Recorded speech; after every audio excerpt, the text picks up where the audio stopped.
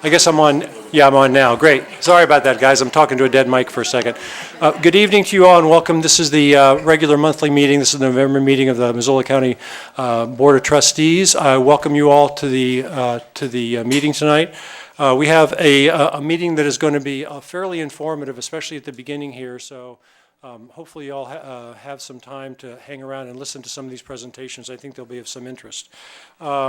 Just to go around, it looks like we have a full contingent of board members across the board. I think we have everybody here. So welcome.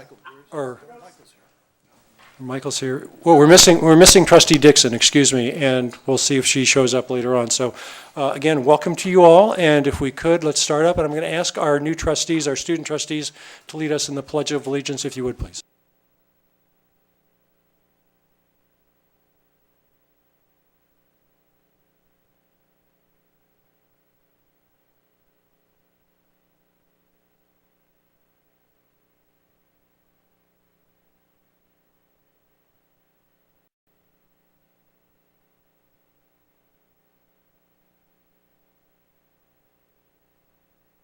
Okay, thank you all for that. We have an agenda, and for those of you hopefully have had an opportunity to take a look at this, I would ask if there's any adjustments to the agenda from any of the trustees. Okay, I've had one request given to me, and that is that we move item 11E off of the consent agenda and put it on the regular agenda. So as per our standard, that will occur. We'll move 11E onto the regular agenda. Okay. We have minutes from the October 8th meeting, which was up in Seeley Lake. I'd ask our motion to accept the minutes as they stand. Okay, Trustee Smith, seconded by Trustee Wills. Are there any adjustments to the minutes? Any corrections felt necessary? If not, then I'll entertain a motion to approve as they are. And please raise your hand. Okay. And that looks like it's a unanimous motion. Thank you very much. We have a number of presentations to the board of various activities that have occurred over the last month, and they include a couple of programmatic items as well as a report from a couple of the plans, the ad hoc committees that have been tasked with a number of really important activities. One being the mental wellness aspects of our safety plan, and then also our strategic facilities plan. But we're going to start out with a presentation, and Dr. Apostle, Heather Schmidt, you're going to talk about this. This is a presentation that was delivered at Teaching and Learning, and I'll let you take it from there if you would, Heather. Absolutely. Hatton, thank you. Well, I am honored to present a program about the Marine Corps Junior Officer Training Corps. We have Lieutenant Colonel Dennis Caruth on the phone. He's between Pat and Debbie over there. I'm afraid he probably can't hear us very well, so if we need to repeat, I'll ask Pat to repeat any questions. But Lieutenant Colonel Caruth, if you could say hello to everyone, you'll be available to answer any questions. Good evening. Excellent, thank you. I think the timing of this presentation is excellent. In honoring our veterans yesterday, this is an opportunity to talk about the important role that our military serves in our life, but the important opportunities our students could have in Missoula County Public Schools in learning about the military and learning from the opportunities available to them. So Major Craig Peterson from Kellogg, Idaho, and 4 of his cadets drove over last week to Teaching and Learning and shared a presentation about the Marine Corps Junior ROTC program with us. I'm afraid I cannot do justice, as I do not know the program nearly as well as those students and that instructor do, but I will do my best to share some of the highlights of that presentation with you. Our goal in this is to get an indication of how you feel, to present some information, and see if the board wishes to continue pursuing learning more about this program. There it goes. Okay, so there are several benefits to the Marine Corps ROTC program.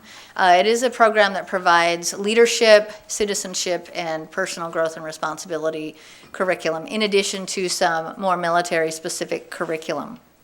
I'll let you take a look at the details of that if you can, but you'll see that leadership is one of the main goals of this presentation. And I should also tell you that the students that came over from Kellogg, Idaho last week did an outstanding job of not only modeling what they have learned from this program, but talking about what they've learned from this program.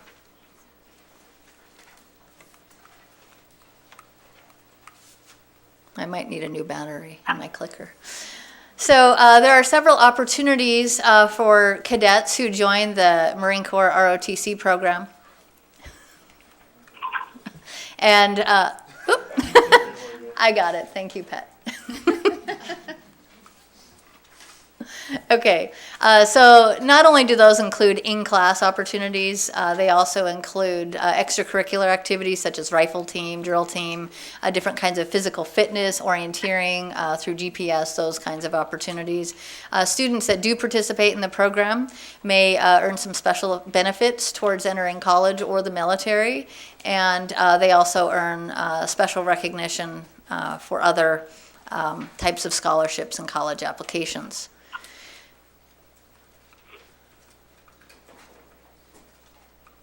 Okay, so academically, there are 4 leadership tenets that they teach in the program.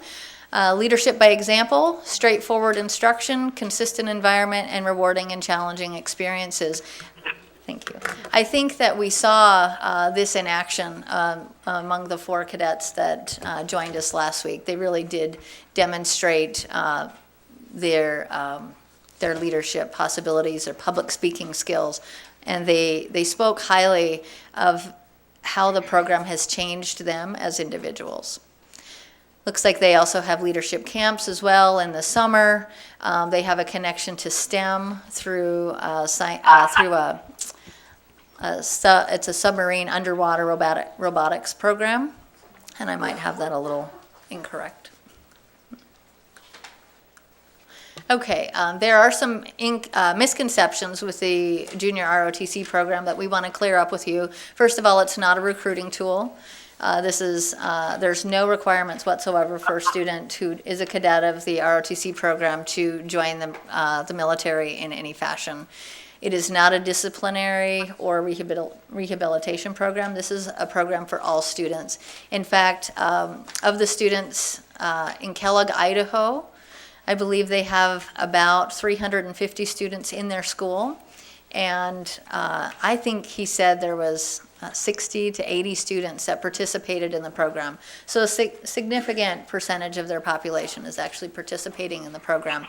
The students that we heard from ranged from those students who were going to college, those students were going directly into the military, or those students who just were interested in the program for what they could learn and to enhance them personally. Also, this is not another physical education or gym class. There are physical education components to it, particularly in the extracurricular activities, but that's not just what this is about.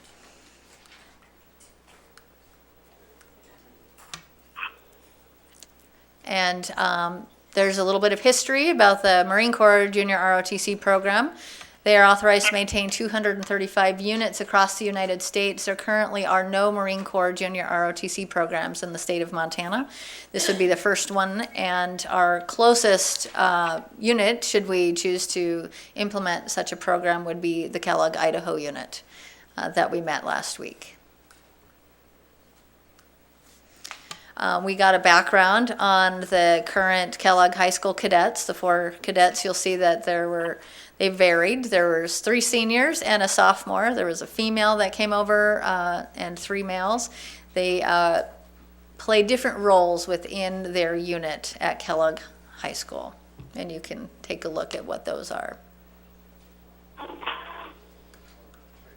And then if we have any questions, that's Major Craig Peterson that we can contact over at Kellogg Schools. But for tonight, we have Lieutenant Colonel Dennis Caruth on the phone with us to answer any questions.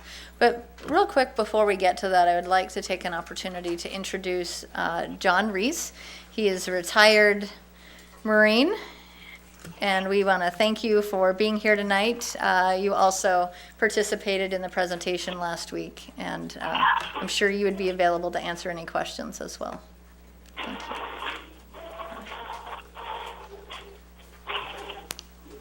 Any questions from any of the board members? Trustee Sadler? Yes, the interesting thing that I found is that this was at no cost to the students or cadets, that in fact all the uniforms and so forth are all provided for by the Marine Corps or the U.S. government, and that which is a considerable expense for young people because they wear their uniform. I think it is 1 day a week.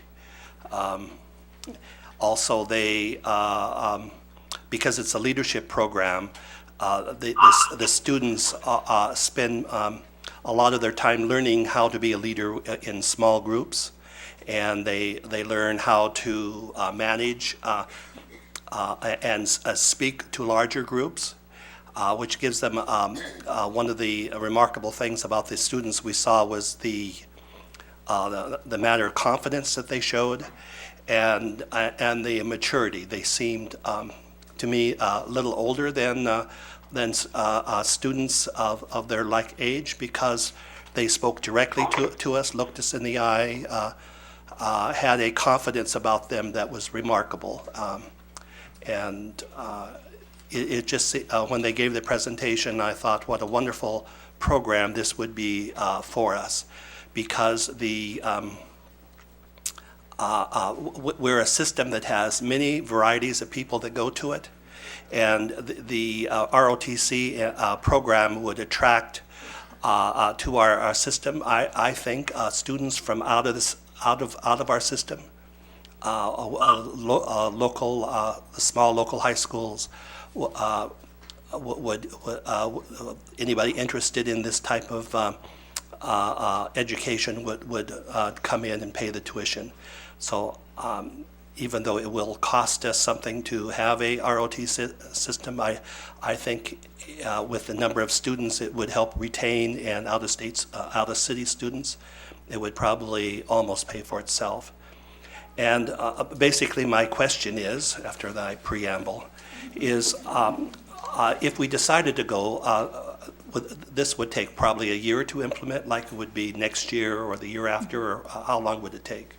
The earliest we could implement it would be fall of 2014. There's a rather tight timeline in order to do that, and Lieutenant Colonel Caruth could certainly give us some more details on what that timeline is. But I would tell you that we would need to make a decision probably in the month of December whether or not to move forward. We would have to submit the name of a school to the Secretary of Defense. In fact, Lieutenant Colonel Caruth would have to do that on our behalf if we chose to pursue this program for fall of 2014. I think that your point about the cost is excellent. This is a cost share opportunity. We would receive instructors, a retired Marine Corps officer, as well as a retired enlisted, I believe a non-commissioned officer, would also participate as instructors. So it would be a pair of instructors, and we would share in the cost of those instructors with the Marine Corps. And in addition, as you mentioned, the Marine Corps covers all the costs of equipment and uniforms, curriculum materials and such. And they would be certified teachers, of course. Yes, and they do get their certification. That is one of the requirements, is that they earn their teaching certification for the state in which the program is placed. Trustee Dixon? So I think that this sounds like a really interesting program, because I think it's a program that meets the needs of a population that's probably currently underserved by other programs that we've been investing in. However, I am concerned about the fact that there is a cost associated with it. I'm wondering if you could speak to that cost. Sure. Just because I know our budget's really tight, and how do you build that cost in? Absolutely, So, that's an excellent question. We're looking at a cost ultimately to the school district of about $80,000 for 2 instructors. What I can tell you is that is a lot less expensive typically than what the district pays for that level of experience and education of teachers. And that is because the Marine Corps participates in the cost share. Lieutenant Colonel Caruth has shared with me that there's a possibility that we could ramp up our participation to get to that level with a 3-year strategic plan, where we make arrangements with the Marine Corps to pay a certain amount the first year that's not quite at that level, move it up the second year, and then move it up the third year to that level. Trustee Beers? Cool. First off, Lieutenant Colonel, thank you for spending your time with us tonight. In my day job, and this is represent our school board member Beers. And I forgot to turn my mic on. So, thank you, Lieutenant Colonel, for being here tonight. My name is Representative Beers, and in my day job, I work a lot with high school students with a variety of disabilities, both invisible and visible. And I'm excited about this program because a number of students with disabilities that I've worked with over the years have expressed a desire to serve their country in a branch of the military, or at least get that experience. And with varying degrees of success, some of these students have physical disabilities that would prevent them from a career in the military. But given that this program is primarily focused, like we said, on leadership and gaining that experience in high school, is there a precedent for providing accommodations to this program for students with disabilities, or could those be readily made available? Well, that is something that the Marine Corps does embrace, and it depends on what the disability is and what the limitations are, but we do welcome those that do have disabilities into Marine Corps Junior ROTC, because it is primarily a leadership education program and not a physical training program. So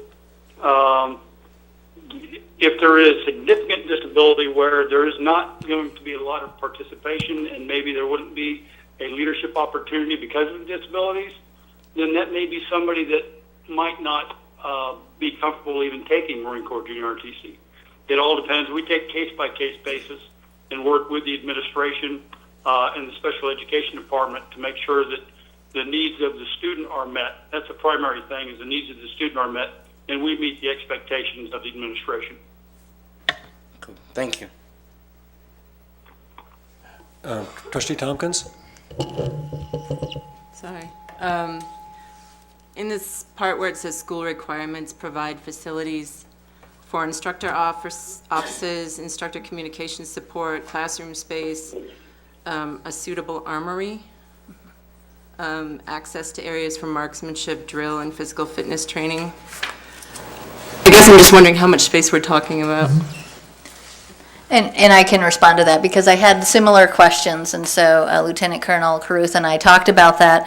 I was particularly concerned about the suitable armory and what does that look like, given that it's quite expensive to build an armory such as the one we have out by the Y. These items that they're keeping are air rifles, so it's not a typical armory that we would have say in a military installation. Rather, it's a locked cabinet or in a locked closet that would allow us to provide that. But the rest of it isn't. Yeah, and the rest of it is, they actually spell out in a contract, they spell out the terms of the classroom space. They're not unreasonable, they're not unrealistic in what we would offer in any other program. We would have to take those considerations into mind when we were choosing the site. Certainly, some of our high school sites are more suited to the physical space requirements outside than other high schools that we have. Trustee Lorenzen? I think this sounds like a good idea, a good fit for our school. I know when I was at Hellgate High School, we had a rifle club, and we used live ammunition. I don't suppose we do that anymore. At that time, Fort Missoula was the armory. We went out there. I think it's a good idea. I think if we were to target the fall of 2015, we could let this build support within the community and work out some of these questions and maybe take away a sense of it being, give a chance for the community to own it and build it from the bottom up. So I do think it's a good idea. I just wonder if we wouldn't want to wait and target the next year. Could we ask Lieutenant Colonel Carruth to respond to if that's a possibility? Certainly. Colonel Carruth, are you there? I'm here. I didn't quite understand the question. Yeah, the question is just timing, and it was brought up by one of the trustees, Trustee Lorenzen, that targeting 2014 for us, or 2014 is obviously a very daunting task just from the simple standpoint of scheduling and infrastructure, et cetera, and just the idea of targeting potentially a year later just to let this percolate through the community and get a real community buy-in. Your comments? Well, I just, let's see how to state this. We are prepared, if you are, to start as early as the fall 2014 school year starts. If there is a concern about getting everything in place in order to really launch this thing like you would want to and get the right students involved, and you need an extra year, that's something that we can talk about. Once we have the application in and the application approved at all levels. Great. Thank you very much. That's very helpful. Trustee Smith? I just want to say I agree with Trustee Lorenz, and I think along with that, with building support and getting a better understanding of what the feel is I guess I just want to make sure that there's a budget item that is in there too, that we don't obviously have in this budget that we're working with now, but we have already started our budget talks. So when we start doing that, that's, I think, when we can look at and feel really comfortable that we're doing our due diligence to that end.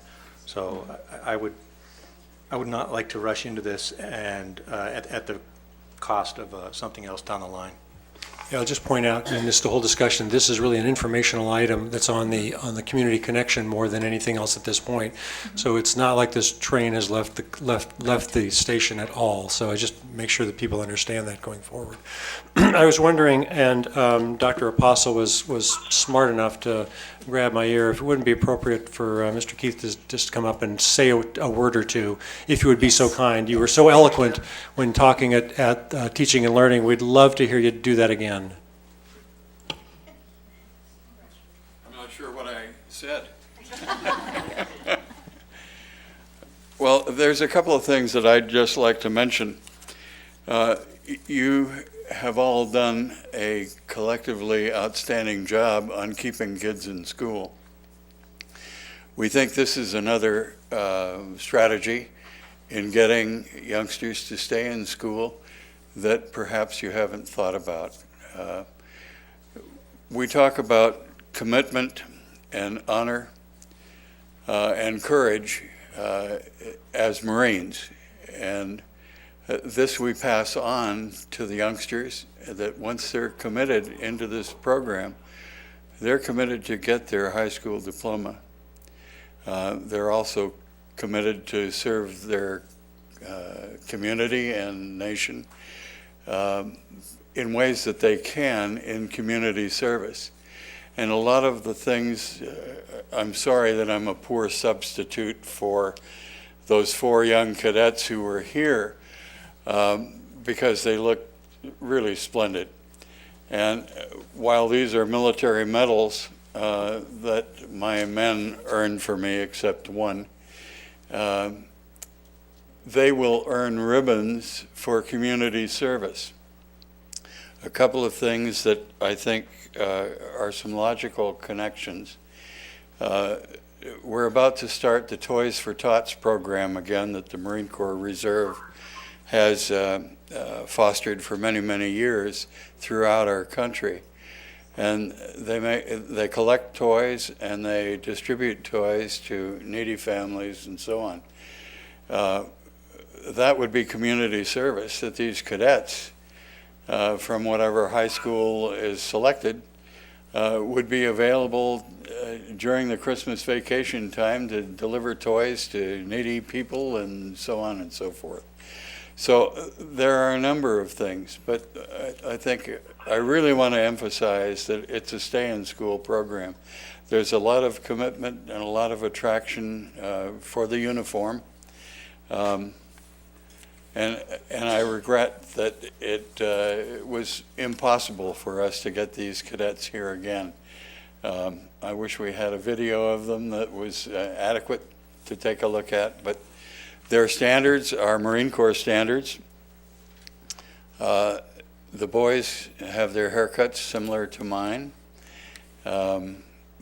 I don't know whether that's a tremendous advantage or not, but it's a standard that we measure by, and they will understand that kind of commitment to the standards of the Marine Corps. And that's really about all that I have to say. I think perhaps if you had attended, those of you that, if you had attended last week's session, you would have heard one of the cadets was going to be a Marine. Two of them were going to be Air Force, and one of them was going to be Navy. But they weren't compelled in any way, and again, I want to reiterate, this is not a Marine Corps recruiting program at all. It's development of leadership and citizenship for youngsters who can take advantage of this kind of a program. Any other questions? Trustee Smith? First off, thanks for coming here and talking to us. We really appreciate it, and thank you for your service. I guess one of my questions is once in the program, what is the time commitment added on or that these kids put in? And I don't want to make it sound like I'm worried that they're spending too much time, but I want to just get an idea of the involvement, I guess, on a maybe a week-to-week basis or month-to-month maybe. If I can answer that for you. Good. I was going to pass it on to you. There we go. Okay. All of the extracurricular activities, whether it be on the rifle team, the drill team, doing community service, that can all be voluntary. So it depends on the availability of the student. Our primary concern is that we capture the student, we develop their character, we develop a sense of responsibility, we keep them on track with their peers educationally. As a matter of fact, we're looking for those potential leaders of each class group to be involved in Marine Corps Junior ROTC. So when I ran a program for 7 years, what I would do every assessment period, which happened to be every 6 weeks each semester in the school that I was at in Georgia, I would counsel each one of my cadets on their leadership, where their leadership was, and I'd take a look at each one of their grades, not just Marine Corps Junior ROTC grade, but their math grade, their English grade, their social studies grade, and I would go over and see if they were meeting their expectations academically, because I realized that that's the primary importance for them in high school. If they were not meeting their expectations, then they were encouraged to go see the teachers, go to the counselor, get help if I couldn't help them or I didn't have an upper level cadet that was able to help them internally in order to get them on track. I would even suspend some of my team members if they fell behind in their studies, to emphasize the importance of academics first. As far as community service goes, that really is something that colleges are looking at a great deal these days for leadership, is how much community service are they doing, how much are they giving back to their community. And so that is an important aspect of what we do as well. It also, organized properly, we're exercising a chain of command within the Corps cadets, so we're developing leadership as we are doing the community service. Great, thank you so much for that clarification. Are there any other questions or comments from board members? Trustee Tompkins? I don't know who can answer this, and it may not be a statistic that's readily available to either of you, but what percentage of your ROTC graduates go directly from high school into the military, would you say?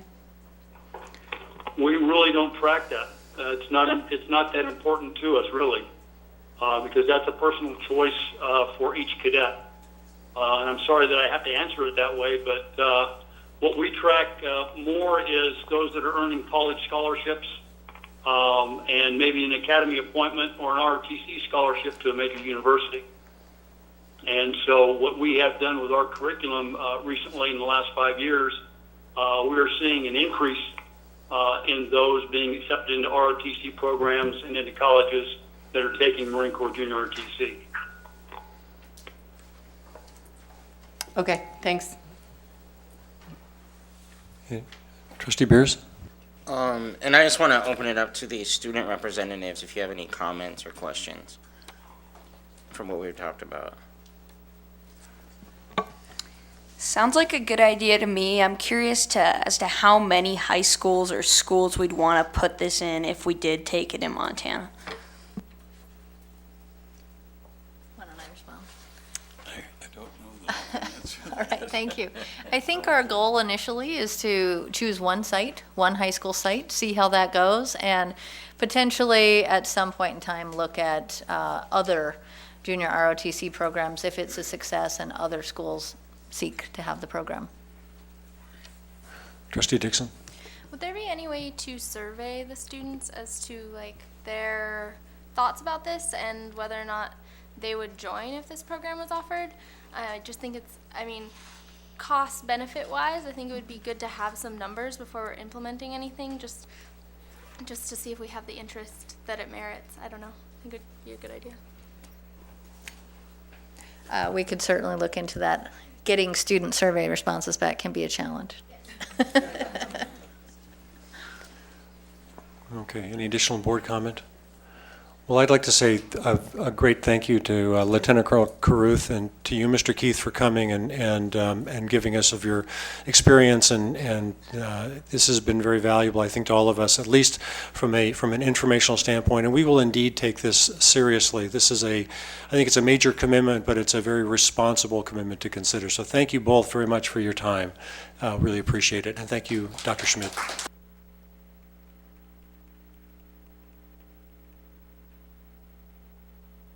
Okay, we're going to move on to item B in section 5, which is along the same track, which is safety and wellness, and in particular the mental wellness parts of this. And Ms. Tribe, would you mind taking the podium and introducing your guests?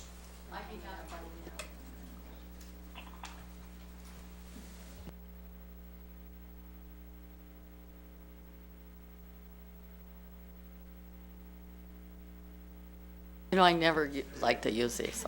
Thank you, Joe. First, I want to say thank you to Dr. Apostle and to the district for involving me in this process as a facilitator. I do this for a living, and I was tickled when they asked me. The board has already heard 2 sets of recommendations from the safety advisory committees that were formed by the district last spring. The first was the Public Safety Advisory Committee, and the second was the Facilities Safety and Security Advisory Committee. They went through the process, they formed their recommendations, and then they married those recommendations because they were so similar, and those were presented to you, I believe, in September. Is that correct? And I heard that you liked them pretty much. I mean, that's what I heard, so that's what they all said. I also want to say that as a person with a family of 7 kids who graduated from Sentinel High School, I think that as citizens we need to be kind of proud of what this district does. And I think that Dr. Apostle and staff would not be bragging about it, but I think people from other places in the state have called and asked about this process. And it has to do with the business of how do we keep our schools safe in every way. So the public safety and the facilities safety and security committees were a little bit nuts and bolts and concrete and strategies for entry and those kinds of things. But the mental wellness committee is a different kind of committee, and you can imagine why. And at the risk of complicating your listening tonight, I think it's interesting that we would hear about the Armory and the importance of something like that. And then as we move into the business of mental wellness and we think about the things that happen in schools and how do you marry all those things together, you have a real complicated job as a board to be able to look at all kinds of programs and all kinds of strategies to make sure the schools are what they should be for everybody. So tonight, the Mental Wellness Committee representatives are prepared to offer you their guiding principles and their recommendations And we have some members of the committee who are here to do that. And Dr. Apostle, I wanted to see if you had something to say as we start. Thank you, Jenny. Well, first of all, I know that it's hard for you to take a compliment, but I'm going to compliment you on your I don't hear facilitation. well anymore, I know so it's that. okay. But I will compliment you on your ability to facilitate this very important endeavor. Thank you. We appreciate you very much. Our committees have worked diligently over a long period of time to come up with a plan that's going to be overseen by a task force, which you'll hear about in the report. And it's a task force that will take into consideration all safety and security as it relates to our school district and our staff and our students. And we intend that this task force, once it gets started, will oversee everything in relation to safety and security and report to the board on a regular basis in terms of our progress as it relates to our action plan. So I appreciate everything you've done, Jenny, and I appreciate our people being here this evening to share their work. Thank you. Thank you. And Dr. Knapp, since you gave me the opportunity to introduce the guests, I want to see if Karen Allen, who is the Executive Regional Director that oversaw this, do you have anything you want to say? Not a darn thing. Okay. So here's how this will flow. We want to, when we did these committees, and I said this to you before with the other two committees, when we did this, we developed a set of guiding principles within which the discussion would take place. And those guiding principles in some ways form a decision space. It's not a decision, but if you get dangerously close to those guiding principles, you should start to shiver. And so this committee developed a very sound set of guiding principles within which then they talked about their recommendations. And those guiding principles are going to be presented by Brian Yowell, who is a Missoula County public defender, and he works with youth. And I thought that was the most fascinating thing. And not only that, Brian, you want to stand up? He brought this person with him all the time. Do you want to say who that is? This is my son Landon. He's a sophomore here at Sentinel. So we were delighted to have Landon every time come to the meetings and be able to give us some true perspective from a high school student's point of view. And that was really useful. And so Brian's going to talk in a few minutes about guiding principles. And then when Carol Ewan started the process with us and talked about the Montana Behavioral Initiative, everybody said, what? What is that? What does that mean? And then when she used initials like MBI, we had no idea what she was talking about. So she's just going to talk about that a little bit before Blair Davison, who is a psychiatrist here and works with kids and was part of the committee. She's going to talk about the recommendations, and then we'll finish probably somewhere around 9:30, quarter to 10. We'll finish the presentation. Carol, I think you have a video, and so Blair, do you want to stand up and just so people know who you are when you come up here? Okay, and then Carol, do you want to do the same?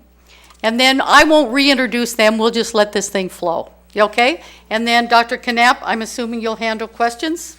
And the one other thing I wanted to do is see if there were any other committee members in the audience. And if they were here, would they stand? And I know who you are. Thank you, Carrie. You want to say who you are? Sure. I'm Carrie Yates. I'm a child and adolescent psychiatrist. Thank you. You can see that, please, Mark. Mark Muir, Chief of Police. So you can see, out of the 20 to 25 people that consistently came to the meetings, the advisory committee meetings, they're what we needed as citizens to talk about this. So I want to give them a hand. Thank you.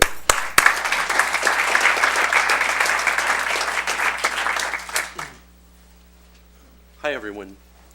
Thanks for some of your time. As was indicated, my son Landon, 15 years old, was part of the panel. I'm a father. I have a 15-year-old, a 13-year-old, and a 2-year-old. So I'm heavily vested in making sure that what happens here is effective. As indicated, I'm a public defender. I've been doing that job for about 9.5 or 10 years. A great percentage of my caseload is juvenile cases dealing with young people in trouble. And I think That uniquely qualified me to participate in the panel, but I have to say that every person, bar none, on the panel had interesting and unique qualifications and provided excellent input. But I have to say that I had one thing that a lot of them did not, is I'm fluent in teen. And just to let you in on a little bit of secret, you just have to say dude a lot. Don't say it too much though. So what I'm providing you is a sort of a structure, the guiding principles. And I'd say it's kind of like the mission statement of the Mental Health and Wellness Committee.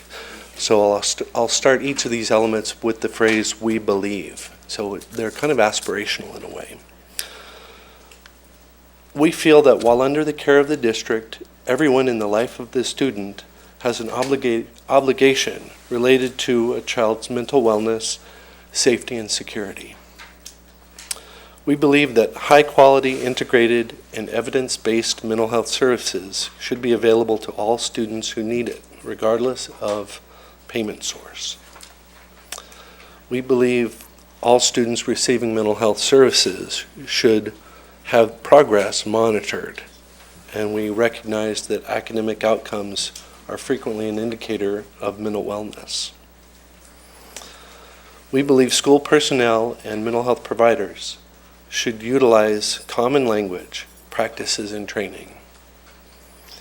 We believe that proactive strategies for prevention, such as universal screening, clear expectations, and consistent consequences should be planned and monitored. We believe that parents should be part of the well-integrated team and should assist in developing an effective intervention plan. And lastly, we recognize that while students are under the district's control, emphasis on mental wellness should employ strategies that support academic success and safety. Thank you.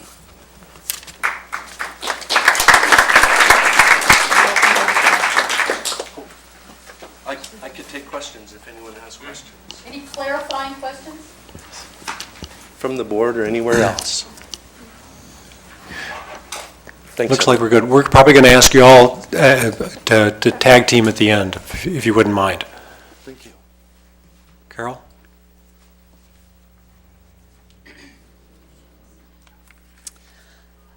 Well, thank you, Brian, for talking about our guiding principles.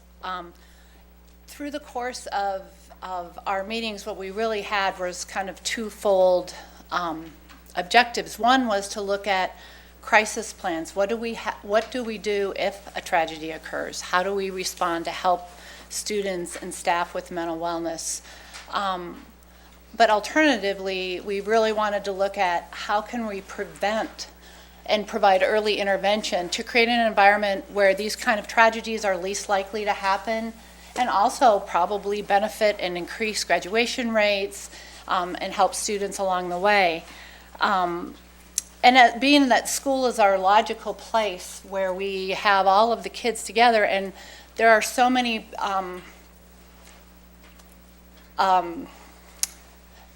bell marks or markers that can tell us when a kid is having struggles early on.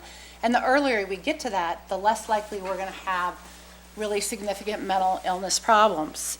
So what we decided was working through, I think we might have to touch the screen up there or something, that the MBI, or the Montana Behavior Initiative, really provides, can you hit present up there too?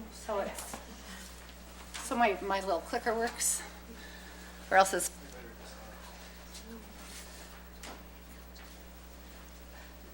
and then allow, yeah, okay. So we felt like MBI provided a really great framework to provide preventative strategies, do early intervention, and also manage crisis. And I think I want to start just a little bit with talking about, I wonder if I have the right, there we go. Talking about our sense of urgency and why we really want to get early intervention in place, and really why schools are the best place to start. When we look at how early it starts, that we know that kindergarten kids coming in that aren't able to read or kindergarten kids that come in that do not have the appropriate social skills are at an increased level for depression in later grades, and that we really need to address both academics and mental health issues together. Because, as you know, a student can come in with a lot of behavior problems or school avoidance, and they're going to miss school and not get the education they need. And that just compounds as they get older because they miss more and more and have bigger holes in their learning, which then again creates more behavior problems and mental health issues. I'm talking about, I think it's pretty alarming that students facing challenges in reading and social competence are at a real high risk of negative life outcomes, and approximately 50% of kids of the age of 14 or older have a high probability of dropping out. And this is higher than any other disability category. So really, when we look at our students with mental illness and we look at our dropout rates, we can probably make a pretty good guess that a lot of kids probably suffer from mental illness. And then our challenge is 1 in 5 children have a diagnosable mental illness, and only 20% of these children receive services, and most of these services are provided in school settings. So really, you know, our schools are really set up to provide mental health services for students. And the cost of not reaching these kids, and I think this is really sad, and it speaks to probably Brian and Mark, is 65% of boys and 75% of girls who are in juvenile detention have a mental illness. And what we're actually doing now in our system is incarcerating students with mental illness rather than treating them. And so really we want to move from this reactive strategy of a kid acts out or a kid is having problems, and let's react to a more proactive, preventative process. We'll see how this works. So this is the first time I've used Prezi. I'm so excited, but if I might make a mistake. So why MBI? And this is small, so you probably can't see it all. But first of all, it focuses on prevention and early intervention. So really it provides structure for us to get in early and focus on students and prevent problems before they occur. There's a lot of research behind it that says that it works and that it has improved student outcomes. Parents, there's a structure and a way to engage parents early on.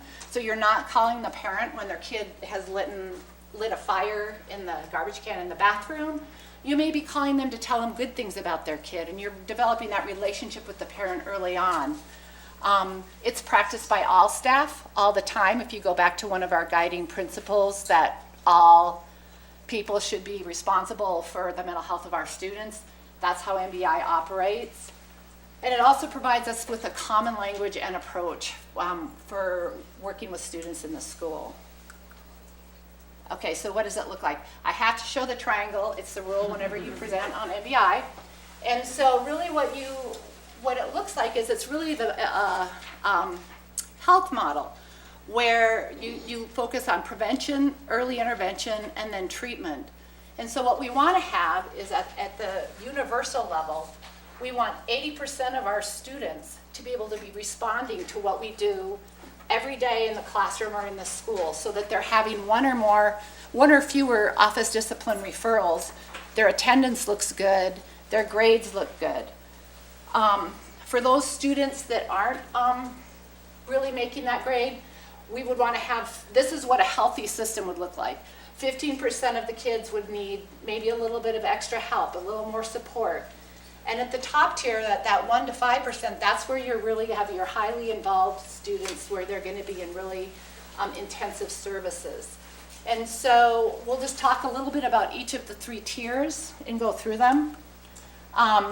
So tier 1 is all staff, all students. And so whether you're in tier 3, tier 2, you will be able to access tier 1 interventions.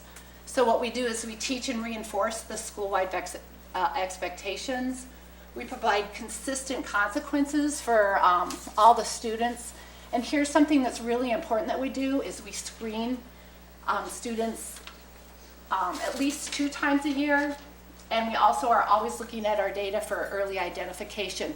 And when we screen students, I know that some mental health professionals, one of the ways we screen them is through how many office discipline referrals they have.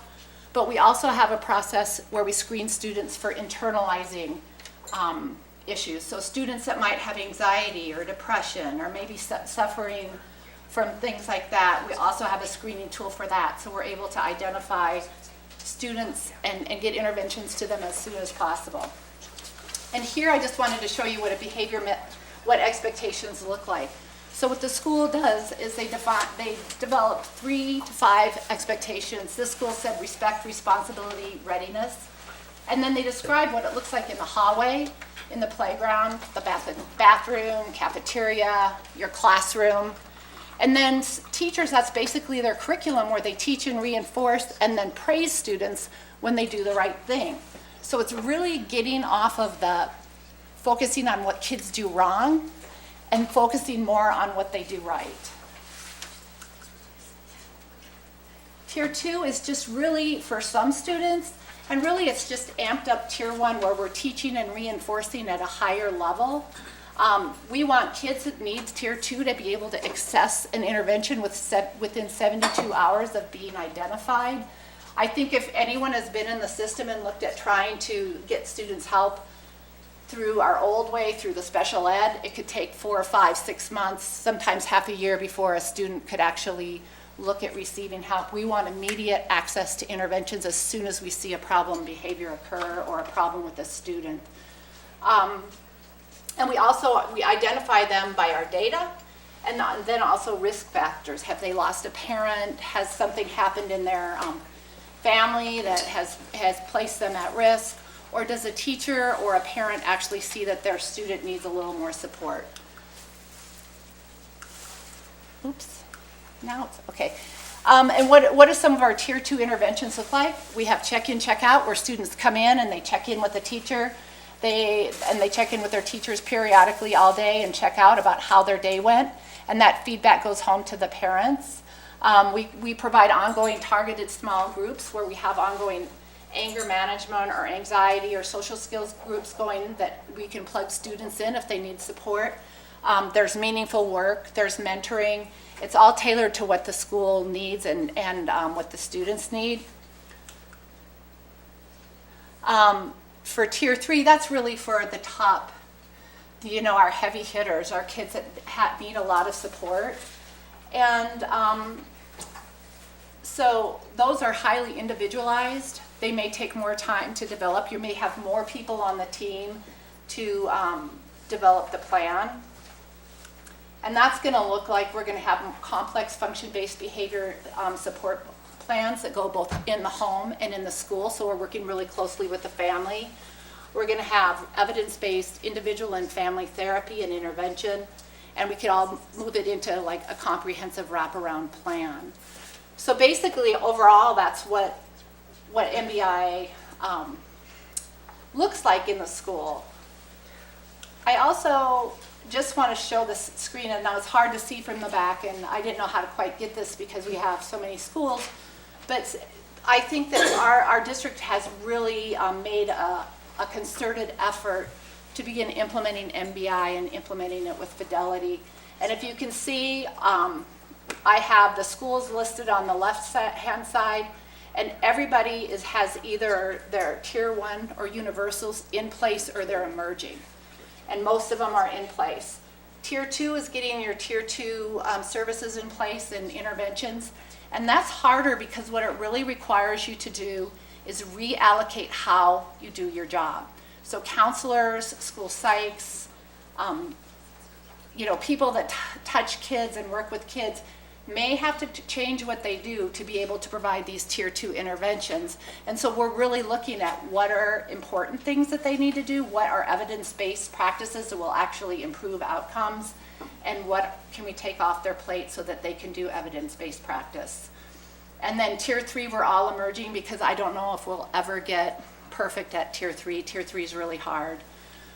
And so I think that one of the things that we decided as a committee was this provides a great framework for us to get together and rally around as a community, where we can share common language, share training, and also inform, I think, doctors in the community that if they're seeing a student, rather than saying, oh, you should get a special ed assessment, maybe saying, well, what interventions are being tried for your student in the school? What are they doing to actually address the issue? So we're hoping through this meeting that we can have greater clarity between us, through the task force, that we have greater clarity between the school and the community, better ways to communicate, and better ways to coordinate and serve students that go to our school. So that's the end of that. So it might not be till 9:30.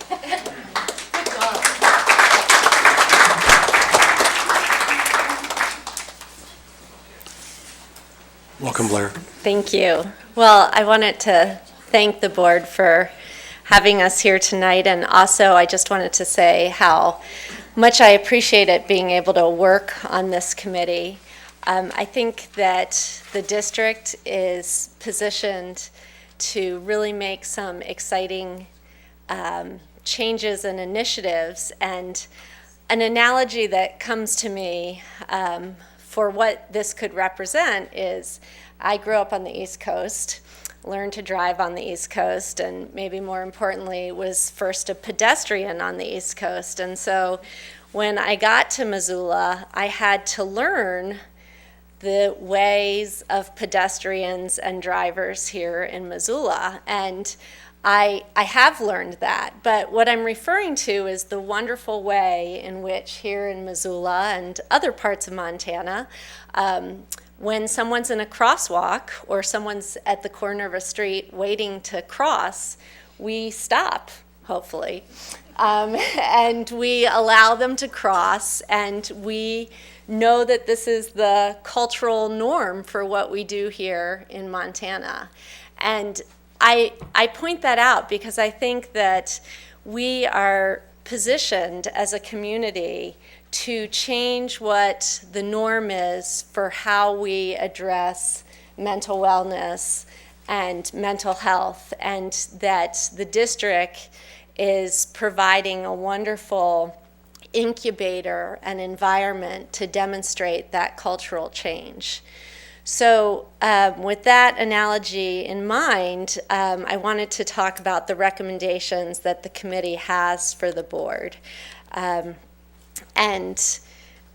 Because when I am extemporaneous, I can sometimes promise all sorts of things. I'm going to try and stick to what the actual recommendations are and not get out the pot of gold. But so the first recommendation and the foundational recommendation is to assure that the Montana Behavioral Initiative, which Carol just described, is fully implemented at all grade levels in all buildings, because it represents a comprehensive framework to promote mental wellness and safety in a school environment.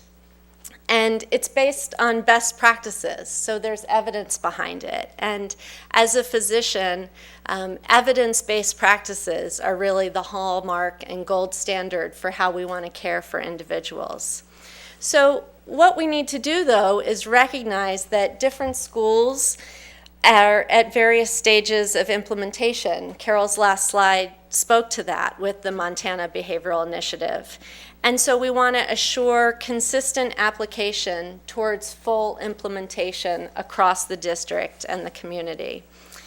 So that's going to require providing necessary training for all district personnel, and really the emphasis there on all district personnel, because as described, this initiative is really about everyone who participates in the life of a district school child knowing what this common language is and this program is. And we want to be able to support consistent application. So no matter what school you're attending, no matter what grade level you are, that this Montana Behavioral Initiative is the common language, the common program. And to include the Montana Behavioral Initiative implementation as part of leadership, accountability, and evaluation.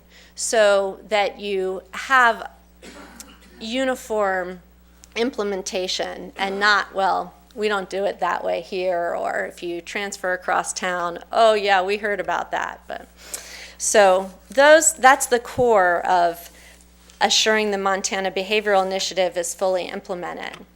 But then, as Dr. Apostle spoke to earlier, there's a wonderful opportunity, and I think these committees represent the beginnings of this opportunity for the district to act as a catalyst to form and be an active member of an ongoing task force related to children and mental wellness in the Missoula area. So I had a wonderful opportunity. Frequently in my job, I bemoan the fact that I feel like I'm in a silo. So I oftentimes am in my office working with all variety of wonderful people and knowing them by a name that I include in my dictation to send a clinic note to. And so this was really a great opportunity for me to get to meet those individuals. But also, what the district is proposing is, in being part of formation of the task force, that they would encourage representation from all pertinent parties. So their district has a role in the task force, but then it would be in collaboration and partnership with the medical community, the public safety community, and organizations in the area of mental health and wellness systems who support children and families, which Missoula County is incredibly fortunate to have a really wonderful variety of those organizations and wellness systems. So broadly, what this task force would be doing is to optimize and strengthen the child wellness system in our area. But specifically, the task force would be in place to monitor, evaluate, and make recommendations about district policies related to mental wellness, school environment, including the district crisis plans. Because I think one of the things that a lot of concerned citizens who both have children in the district and those who are just concerned citizens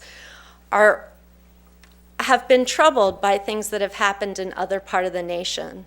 So we do need to address the district crisis plans.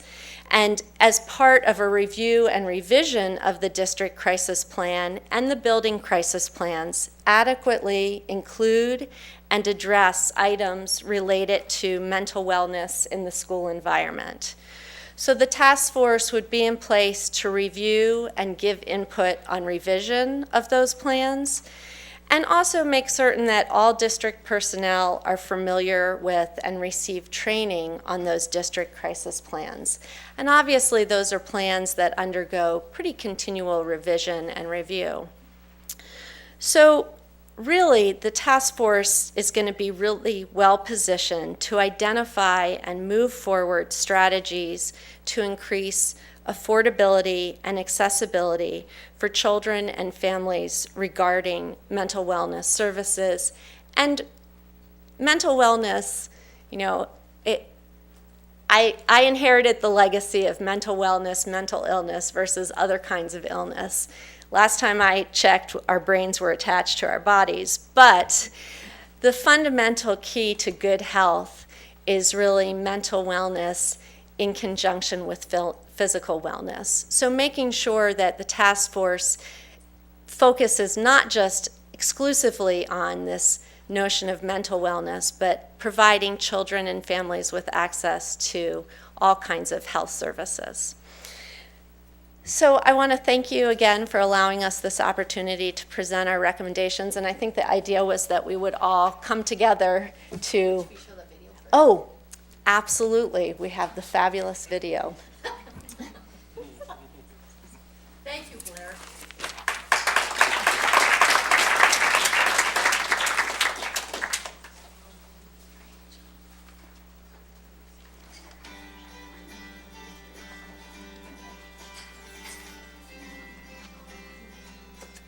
The MBI of all the programs I've seen that are focused on improving student behavior and improving school climate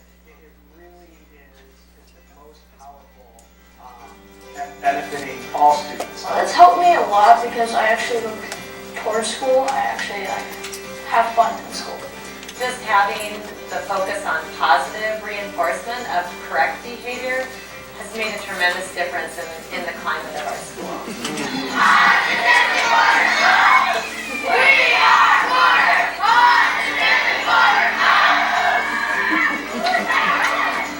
At Missoula County Public Schools, we believe all students can learn. Early intervention is the key to student success, and we must have a continuum of research-based interventions for students who struggle. Through MBI, we have developed a multi-tiered system of supports for our students. In Tier 1, all students are taught behavior expectations for the classroom, hallway, lunchroom, library, and playground. This helps students know what to expect and provides a predictable learning environment. Research tells us that reinforcing students for doing the right thing is more effective than punishing proper behavior. This please class.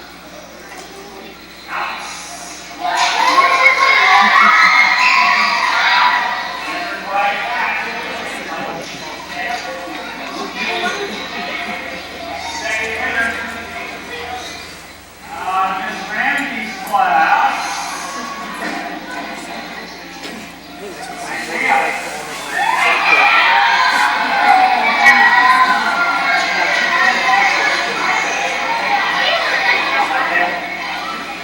I equate Montana Behavioral Initiative, MBI, to time in class, and they relate very closely together.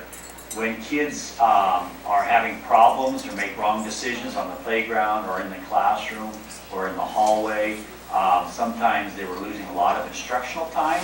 And so with the advent of MBI in our building about 6 years ago, we have found that those numbers have dropped dramatically as far as loss of instructional time. And when kids can be in classroom learning, then that also helps with a lot of your other problems that you have. One thing that I notice is that we have way fewer discipline problems with MBI being implemented. We are down from last year. Last year we had an average of about 11 daily office referrals. This year, so far in the first quarter, we're down to under 4 office referrals. And that really speaks for itself. The program does work when it's implemented correctly. You know, it just seems like the kids are here for a different purpose. You know, like they're here to learn and to be productive. We are working with some of the highest needs kids at Porter, kids with significant mental health issues, kids that need more support at home. And so MBI has really helped us identify those kids and develop systems to ensure that their needs are being met, and just not our kids, but kids that could eventually need higher level of care, but MBI is really helping us support them before their needs increase. So we've developed systems to be proactive and preventative. Like academics, for a variety of reasons, some students do not respond to primary prevention for their behavior and may need additional support. Through MBI, students who struggle behaviorally can immediately receive additional support through check-in and check-out, small group instruction, meaningful work, or mentoring.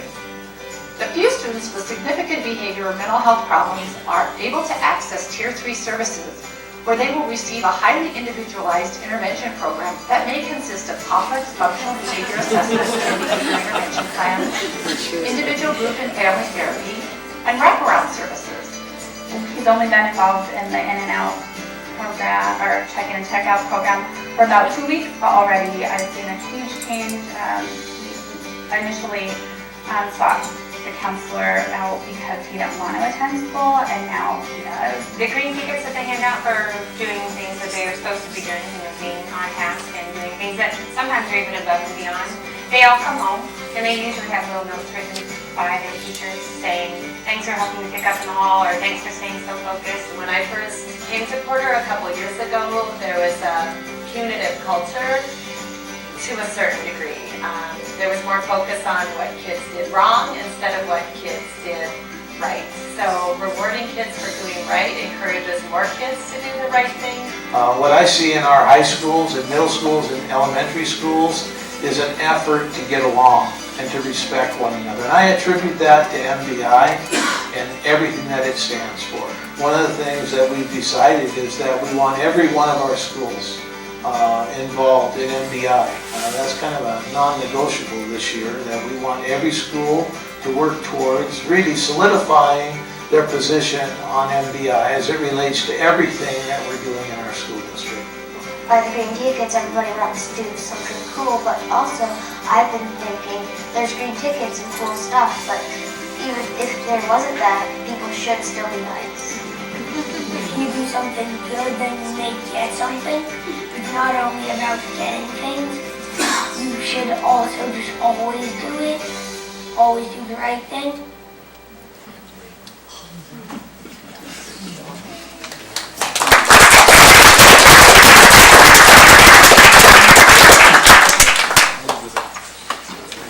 Well, you guys are impressive. Thank you. Any particular comment, Dr. Apostle, you have anything you particularly want to chime in with right now? Well, it's pretty obvious. We're very proud of our teams, our groups of people that represented our schools and our community, and they've done just a fantastic job. It was a lot of work, a lot of time. And the thing is, we have much more work to do. And I believe that what's going to maintain our momentum will be this task force. That's going to make us, quite frankly, all accountable to one another. It will be a reciprocal accountability between the schools and the various services in the community, working together to ensure the safety and security of our students. So I'm anxious for the task force to get started, and I'm anxious to report our success and our challenges to the board on a regular basis. But I have great confidence in our people, our community, that we're going to be very successful. Thank you very much. Any other board comment? Yeah, I'd just like to follow up on something that Alex just said, which struck me when I was at the last meeting of this particular group putting this whole thing together, and that was the bidirectionality of this entire effort. This is, and I brought this up, I think, at the meeting, which is a lot of times school districts or institutions ask a lot of the communities that they're in, whether it's fundraising or anything, to turn around and go back to the community and say, we want to turn this whole community around and make things better, not just by being on the receiving end, but by being on the participating or giving end. I think that's kind of a mindset change as much as anything else. And I think it's really what I think is probably maybe the key element in this whole thing, which is that we really are going to break down these walls. We're going to talk about a strategic facilities plan and what that means as far as breaking down walls. But I think this really is an effort and an opportunity to take and blur the distinction between law enforcement and community health efforts and the schools themselves and the medical community, who have all been represented, by the way, in this whole process, and make it really a formal arrangement of that we're all kind of in this soup together to deal with these what are never going to be problems that are really never going to go away. I mean, this is forever kind of stuff. So I must say I am very much appreciative of what's been a lot of effort, but I think very well grounded and very well directed. So thank you kindly, all of you, for what's been really a terrific undertaking. Really appreciate it. And I think I've said enough. Mr. Beers, or Trustee Beers. Oh, you can feel free to call me Mister anytime you want. But no, I just want to thank MBI for the work that they do. As someone that grew up in special ed in the 80s and 90s and know the history of students with all different types of disabilities in our schools, I really applaud this program for creating an inclusive environment and culture. One that focuses on educating all students on a similar language and a similar understanding of whoever you are when you walk in through the door, you're going to be treated as an individual. And explaining that, it's not a matter of one kid getting something another kid isn't, which I don't think we've ever done in the past.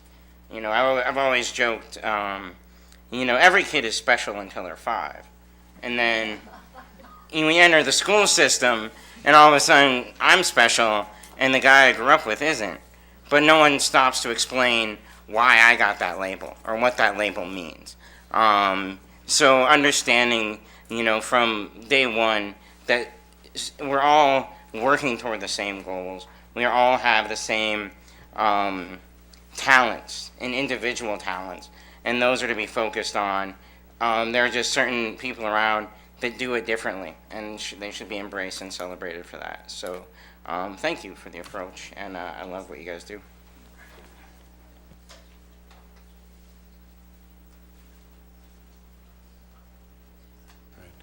Yeah, Alex grabs my ear on a regular basis, as you can see. Yeah, and he brought up a very important issue, and that's, Captain Muir, we really appreciate all that you and your entire group do in ways that we can never say thank you enough for. It really is the truth. It's a pretty special relationship you have with this community, which I don't think a lot of communities have. And I really appreciate your person and your entire group for what you do for us. It really is remarkable. And Blair, I know, I hear you speak eloquently in many different venues, and I think you really hit the nail on the head with kind of this presentation today, so we really appreciate that. And you and Carrie and the whole group in the medical community, the mental health medical community are special as well, and you never get enough attention. That's absolutely the case. We know that. So thank you. We really appreciate it. Anything else from the group? Okay, great. I do have one. Oh, Dr. Apostle? I don't want to be repetitive. I really don't want to be repetitive today. I just want to echo thank you. What Dr. Knapp has just indicated, that Blair and Brian and Carol and Jenny, you did a fantastic job. And it's really going to move us forward, which I think is extremely important. But I know you're all very busy people, and the fact you were here tonight is wonderful. Much appreciated. Thank you. Okay. Now we're going to move on to I'm sorry, Trustee Holland? I just have a procedural question, since I noticed that we have invited students here for student recognition, and we have 5 agenda items before we get to them. So I wanted to make sure students can stay, because it's an indeterminate amount of time, and it's a Right. school night before we're going to get to them. It's a fair question. Do you, could I entertain, are you interested in an agenda change particularly? I don't know. We can do that. I just think it might be a good idea to facilitate the students being recognized, since we invited them there, but we have a very full agenda Right. tonight. Can I take that as a gentleman and a gentlewoman's agreement that we adjust the agenda and let our students have the floor for the next little while? That's 7A. So we'll move down to item 6B, which is our student trustee reports. Jenny, thank you very much. And why don't you guys go ahead and rather than me introduce you, I'm going to have you introduce yourself and your schools, and then give your reports, and then we have one additional report from Willard that'll be given by Karen Allen.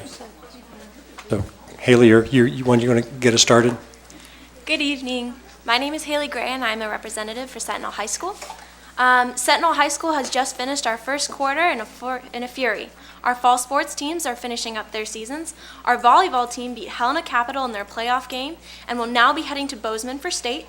Our football defeated crosstown rivals Hellgate Knights 74-6, making our football team city champs. This allowed our Spartan football team to go on to the state AA playoffs for the first time since 2009. Cross country ended their season with great representation at their state meet. Our girls soccer ended their season by cheering on our boys soccer for a 6th place victory at their state tournament. And our Special Olympians are continuing to train hard for their own Special Olympics basketball state tournament this week. Please wish our 40-plus athletes, coaches, peers, and adults that are traveling good luck as they drive to Great Falls to compete. Sentinel's GSA, Gender and Sexuality Alliance, will be holding a movie fundraiser in room 249 at Sentinel High School, November 14th at 6:30. The film being presented are the perks of being a wallflower. Light refreshments and snacks will be available to all who attend. Drama Club participated in Trick or Eat for UNICEF, and the club was thrilled with the amount of cans that they collected. Also, the club is continuing to work on their fall production, Neil Simon's Rumors. French Club celebrated a French version of Halloween. Key Club participated in Trick or Treat for UNICEF as well. The club also volunteered at the Missoula Carousel in their Haunted Carousel fundraiser. Volunteers work to bring kids through the haunted carousel, give them rides on the carousel, paint faces, and perform scientific experiments. The club also volunteered at the Missoula YMCA Senior Health Fair last Friday and Saturday. Sentinel's speech and debate team had their first meet in Missoula. Seniors Nina Gamble and Hamilton Clement took first in their duo interpretation, and the team took third overall in the competition. The Sentinel Brain Bowl Club will be sending 3 teams. They competed today at Frenchtown Fall Academic Tournament. Sentinel has historically always placed well at the tournament, and Brett Taylor and Will Pereira, the advisors, are looking forward to continue that tradition. National Honor Society is currently selling poinsettias for their holiday fundraiser. All proceeds will be donated to a family at Sentinel High School where a member is undergoing cancer treatments. Sentinel's DECA participated in the Pump for a Cure October 26th and November 2nd. This was a fundraiser that took place at the Safeway gas station on Reserve Street. The students pumped gas and washed windows and asked for donations in return. The club raised over $1,000 for breast cancer research and treatment. Sentinel would also like to recognize senior Eric Mason as one of the 20 semifinalists in the Wendy's High School Heisman Student Athlete Award. The senior will soon find out if he is one of the 2 students that will be recognized or chosen to represent the state of Montana in the scholarship competition. Sentinel High School is continuing their excellence as they head into a new quarter. So even as the snow has begun to fall, we are continuing to work hard. Thank you. Great, thank you, Haley. Abby, is that you? Yes. I'm Abby Heggie, and I'm one of the representatives from Big Sky High School. And my name is Kate Zimmer, and I'm also a representative of Big Sky High School. It's been a pretty good quarter here at Big Sky. Recently, our FFA members, which that's the Future Farmers of America, attended nationals in Kentucky and performed well. Some of our friends came home with gold medals, which you have to place in the top percentile. So we're very proud of those guys. Also, go ahead. Also, our boys soccer team took 3rd at state, which is really big for us, and we defeated Hellgate, which was also a really big win for us. Next Wednesday, our student government right here is hosting a volleyball tournament open to all Missoula high schools. So if you know anyone from Sentinel, Big Sky, Hellgate, you name it, we're having a volleyball tournament open to all. It's going to be $25 for a team of up to 10, so go ahead and come on down. Also, last weekend, our drama department put on a show called The Cabaret. It's full of different kinds of skits, like comedy skits, song and dance. And one of the shows Friday night sold out with more than 800 people in attendance, so that was a big deal for the drama department. Also, some big news we received recently was that Mr. Lebowski would be getting a promotion, and we'd also like to give a big congratulations to Mark Thane as well. And we're sad to see him transitioning, but want to congratulate him. We'll miss him. Also, we'd like to recognize that Big Sky is the only Montana school, as we know right now, that is sending 2 students to MBI, so we're pretty proud of that. Also, we had a student government float in the Grizz homecoming parade last month, and we ended up taking 3rd in our division, so that was a big improvement from last year. And lastly, our student government has decided to implement Student of the Month. So as student officers, we talk and come up with 2, do we do 2? Yeah. Yep, 2 students that we want to nominate for just good behavior, things that we recognize, helping, I don't know, what would you say? All over the school, Yeah. 1 boy, 1 girl. Yeah, and so we just reward them with, this month we're doing gift cards that we have, but we're just going to try to find a reward so we want to advocate for good behavior and well-rounded students. So. Thank you for having us tonight. Yes. So I have a question for the 2 of you. Are your student body council meetings as enjoyable and as entertaining as this? Hard to believe, but we actually do want to start using this. That's thinking about dangerous, it. very dangerous. And welcome.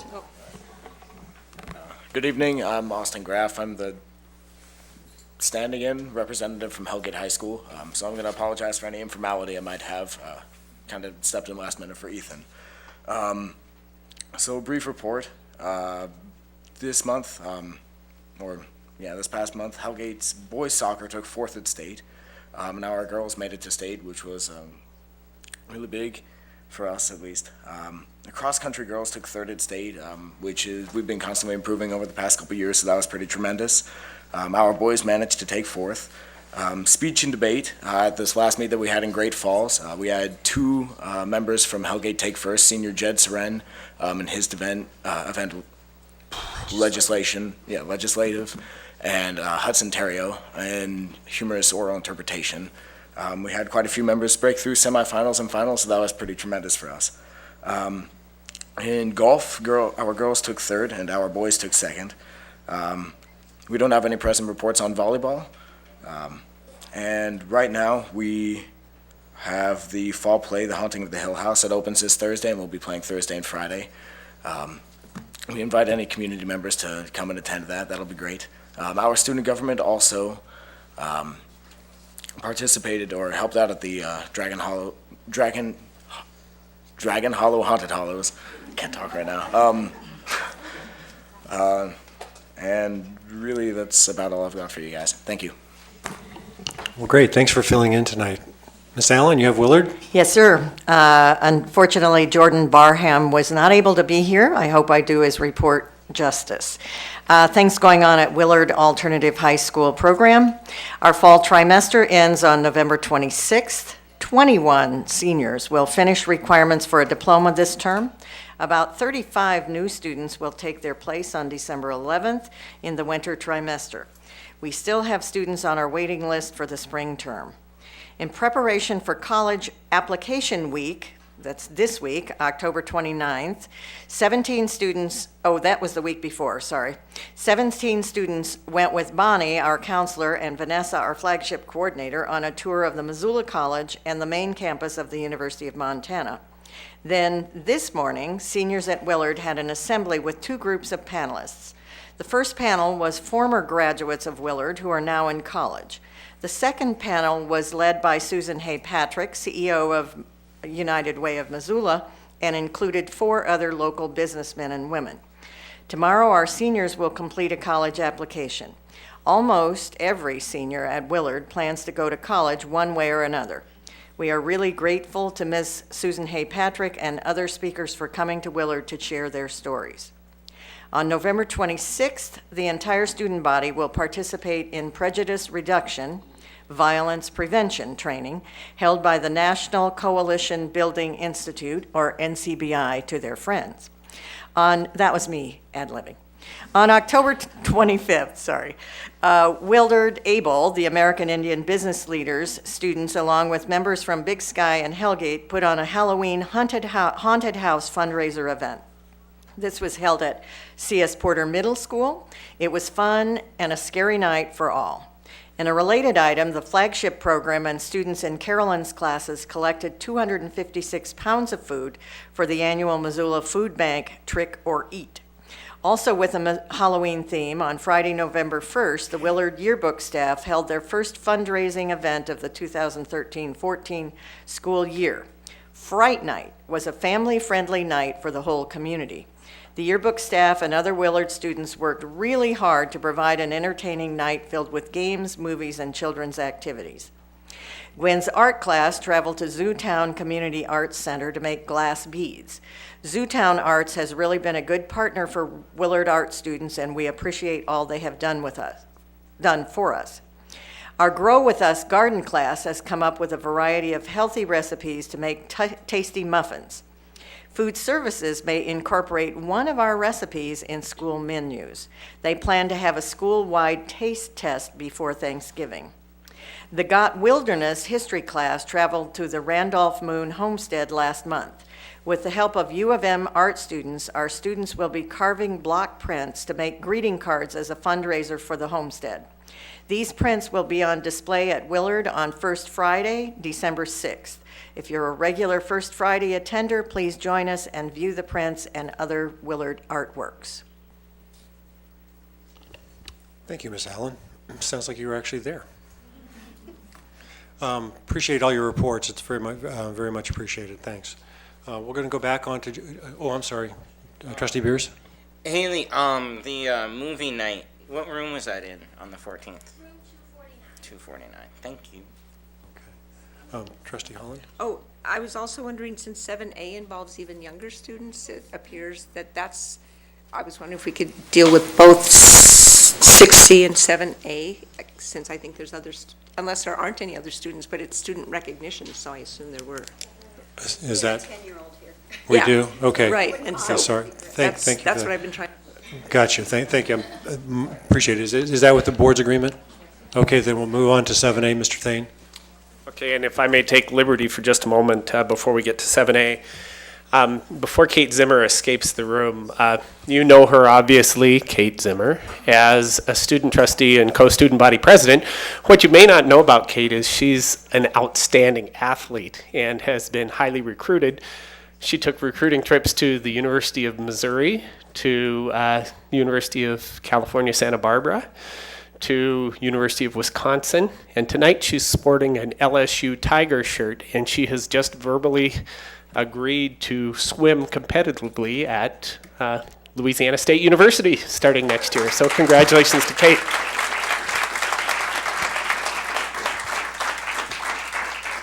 Okay, now you can go if you'd like.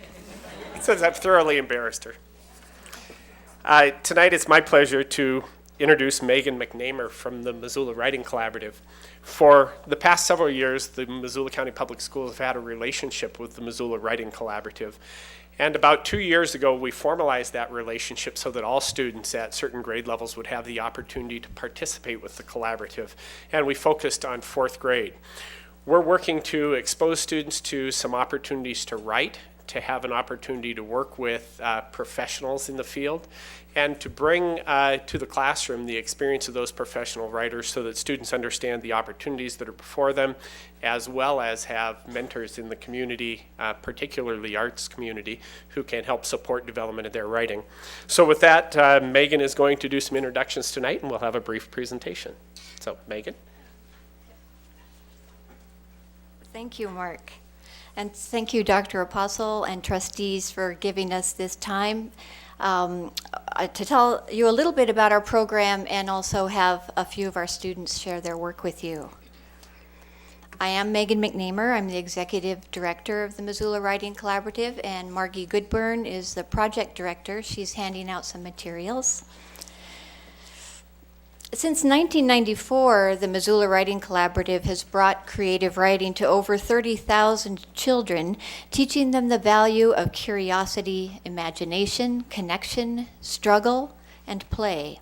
We serve over 20 schools each year in western Montana and beyond, from very small schools, 60 miles from any major town, to our biggest school district, Missoula County Public Schools.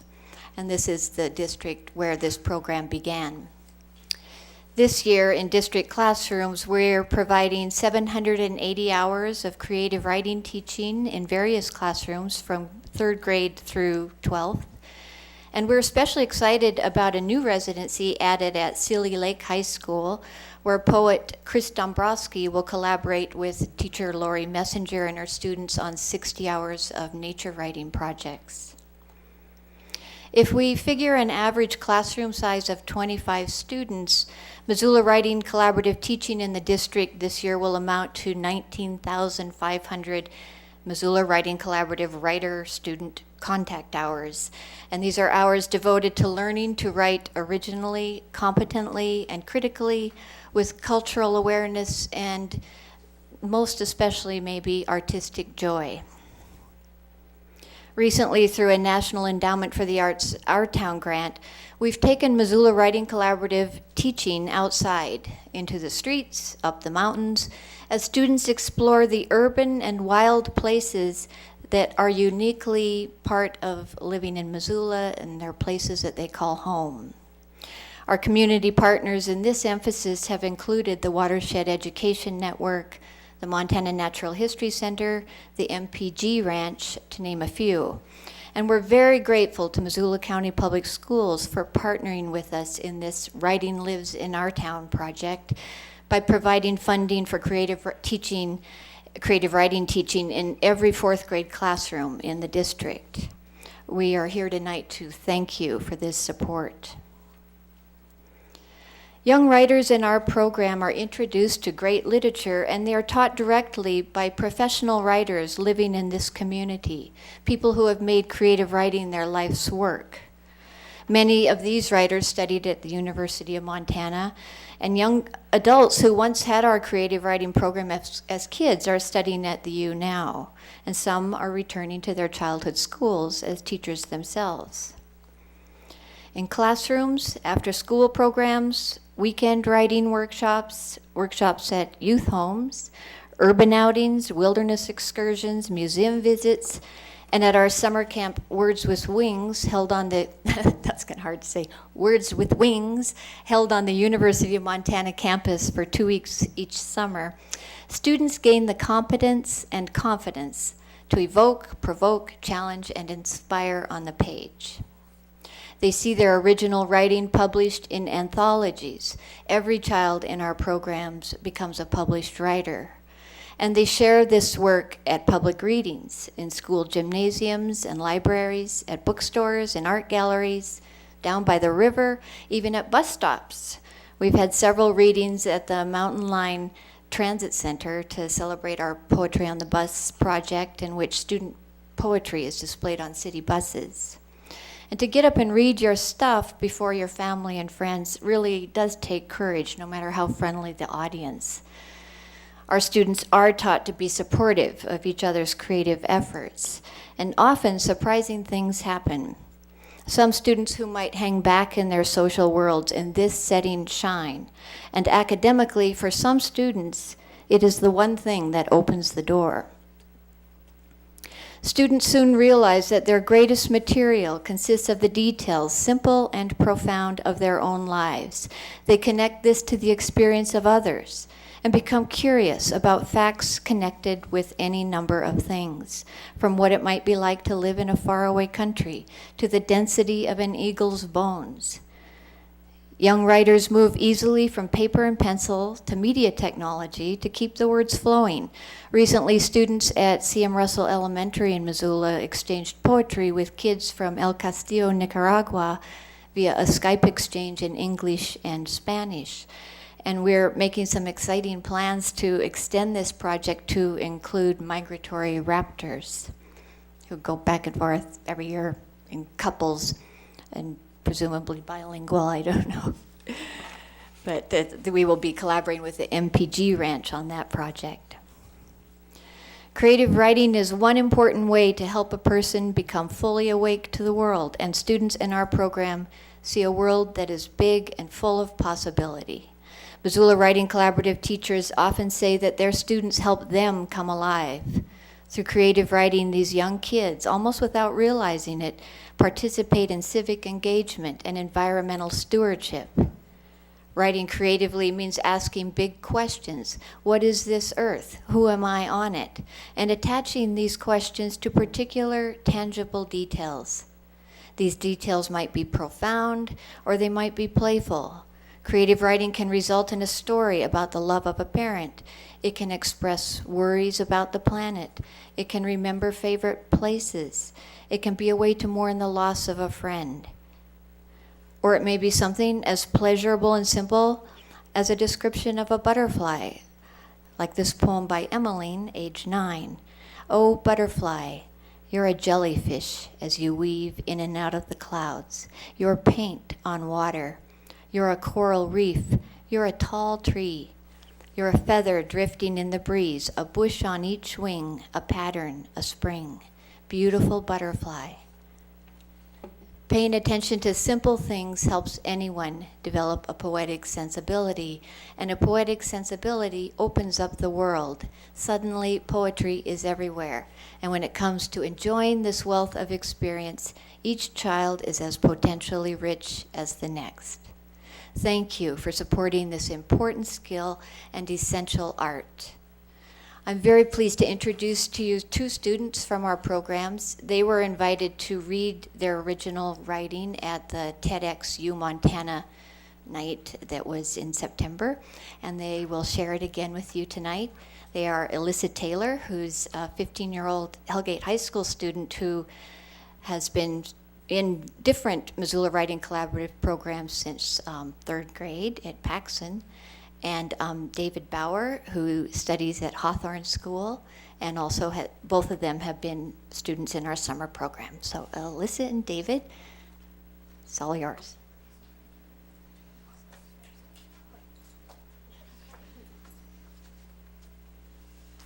This is titled Land, and it was inspired at one of their summer camps by the painting Going to the Sun or Chief Mountain by Julia Seiler.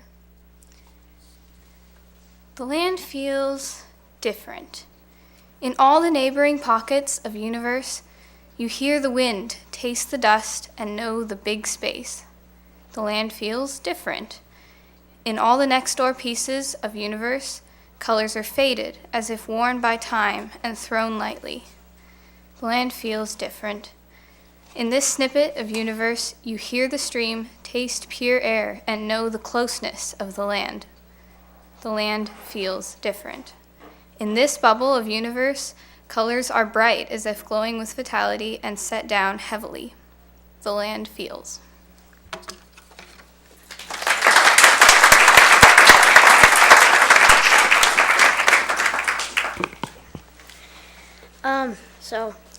I have two poems.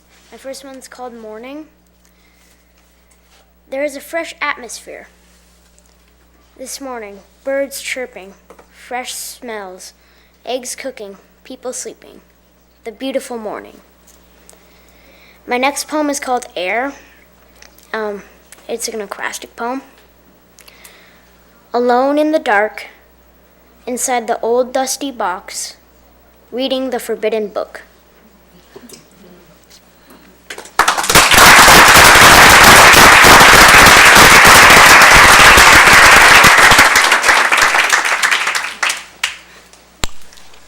So thank you to Megan and the Writing Collaborative for the efforts with all the students, and a special thanks to our two presenters this evening.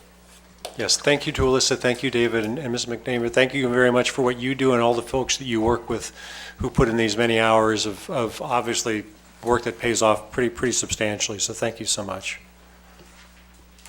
There's been also a request, if I'm not mistaken, to actually also move on to the teacher recognition, staff recognition, because of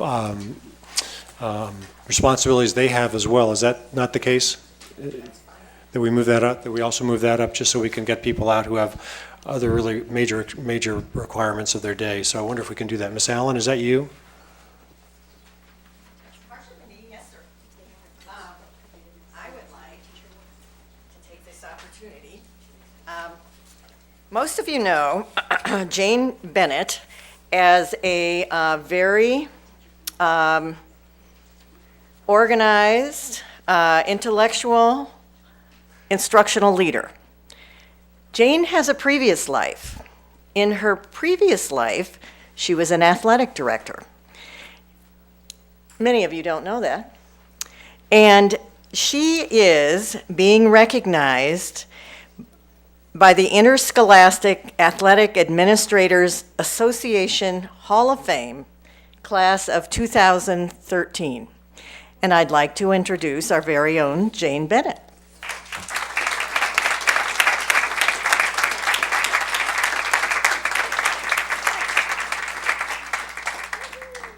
Well, thank you very much for giving me a nod, Karen. I appreciate that. It seems, really does seem like 100 years ago that I was involved in the Interscholastic Athletic Program at Huron High School in Ann Arbor, Michigan. It was a wonderful community and a great school, and I thoroughly enjoyed my work there. I had a passion at that time for giving every student in that school who wanted to participate in the interscholastic program an opportunity to be on a team. And that required growth in the program and a lot of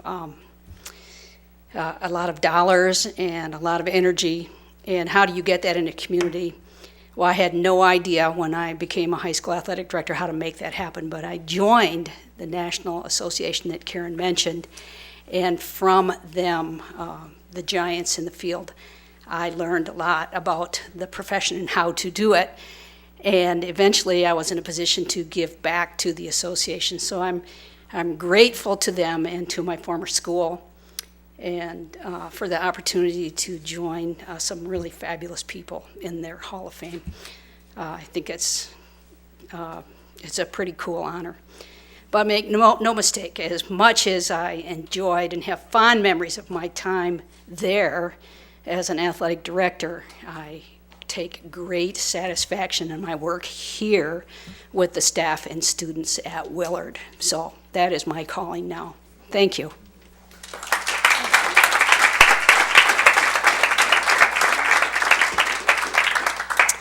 And it's my pleasure this evening to introduce the assistant principal from Meadow Hill Middle School, Matt Clausen, who's going to do a very special introduction for us this evening.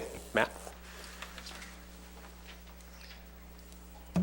We really do appreciate you bumping us up on the agenda. Thank you for that. As you know, parent-teacher conferences are this week, and Chris Stevens sends her regrets. The principal of Meadow Hill, she couldn't be here tonight because she's attending her own son's parent-teacher conference. Really want to thank the board for this opportunity to recognize our 8th grade health and PE teacher, Kathy Fisher. We as a school are so proud of her and all of her work. She's being honored for the 2013 Honor Award from the Montana Association for Health, PE, Recreation, and Dance, the highest honor this organization awards to active PE teachers who are currently in their classrooms. This recognition is for Kathy's hard work at the state level, at the national level, sharing her expertise at MEA and national conferences. She travels quite a bit for the conference portion of her responsibilities, sharing her expertise, sharing all of the hard work she's doing at Meadow Hill with other PE teachers from around our country and giving them some of the best practices that she's developed herself and with the ear and expertise of all of her community of PE teachers. But we also want to make sure the board is aware of who Kathy Fisher is as a teacher at Meadow Hill. She is the embodiment of the healthy, active lifestyle and is dedicated to improving the health and fitness of herself and everybody around her, staff and students alike. One small example is that Ms. Fisher bikes to work every day. Every day. Rain, shine, snow, sleet, road conditions notwithstanding, she's on her bike. And I know that because I drive the same route and I see her as I go by, and every day I'm reminded with that little touch of humility that maybe I should be on my bike too, being the same good example to our students that she is. And she gets there early every day to set up those activities so that there is no wasted time in her gym or in her health classroom. She's there early, that gym is ready. When kids walk in, they are engaged in an activity bell to bell, whether that's the PE gymnasium or the health classroom. And she extends those lessons beyond the PE classroom, beyond her health classroom. She helps us by teaching recess games during the PE curriculum so that when students are out at recess, they have more to do than just stand around and stare at one another. Because middle schoolers standing around staring at one another leads to trouble. And so they are actively engaged because of the skills that Ms. Fisher has taught them. She also teaches them a wealth of lifelong sports and activities that they then translate to the recess area on their own, teaching them how to throw a football correctly. And then I see them out there, boys and girls of all grades, practicing that because the 8th graders will then show the 7th graders and the 6th graders how it's supposed to be done. And most recently, she taught them how to play cricket, which is a new sport for them. They had never even heard the word before in some cases. And then at recess, 3-4 sets of cricket playing equipment is out there, and they are playing. And they're playing all recess long, running their little hearts out. And it's just a joy to watch as somebody who, I fence, it's my alternative sport. And so to see these kids engaged in an alternative sport, one we don't normally consider, and they're out there trying it all. And very soon they're going to start their dance unit. And then Ms. Fisher will teach them how to swing dance. And last year it was such a hoot at recess, watching the boys and girls practice their swing dancing at recess. And that was their recess activity for weeks, getting ready for our dance in January. The health classroom is also an active and busy place, though, and Ms. Fisher uses walk and talk to engage their brains and their bodies at the same time. And so class starts with them taking a lap around our recess playground field so that they have that nice, smooth transition into her classroom. They can leave behind everything else, and when they come back in from that fresh air, they're ready to learn, and their brains and their bodies are engaged. And then Ms. Stevens wanted me to share one specific example as well, and she writes, "One of the greatest activities Kathy brings to Meadow Hill is our Mile Run Activity Day. It is amazing and involves all the students and staff. She works with Runner's Edge so our students experience a real event and are more comfortable participating again in larger community organized runs later. This year, the Mile Run event at Meadow Hill will take place on Friday, May 30th, and will be an amazing event because Kathy is in charge. And if you want to see a well-run, short but well-run race, I invite you to come down to Meadow Hill and see our students participate in that mile run. Ladies and gentlemen, with all of that preamble, Ms. Kathy Fisher.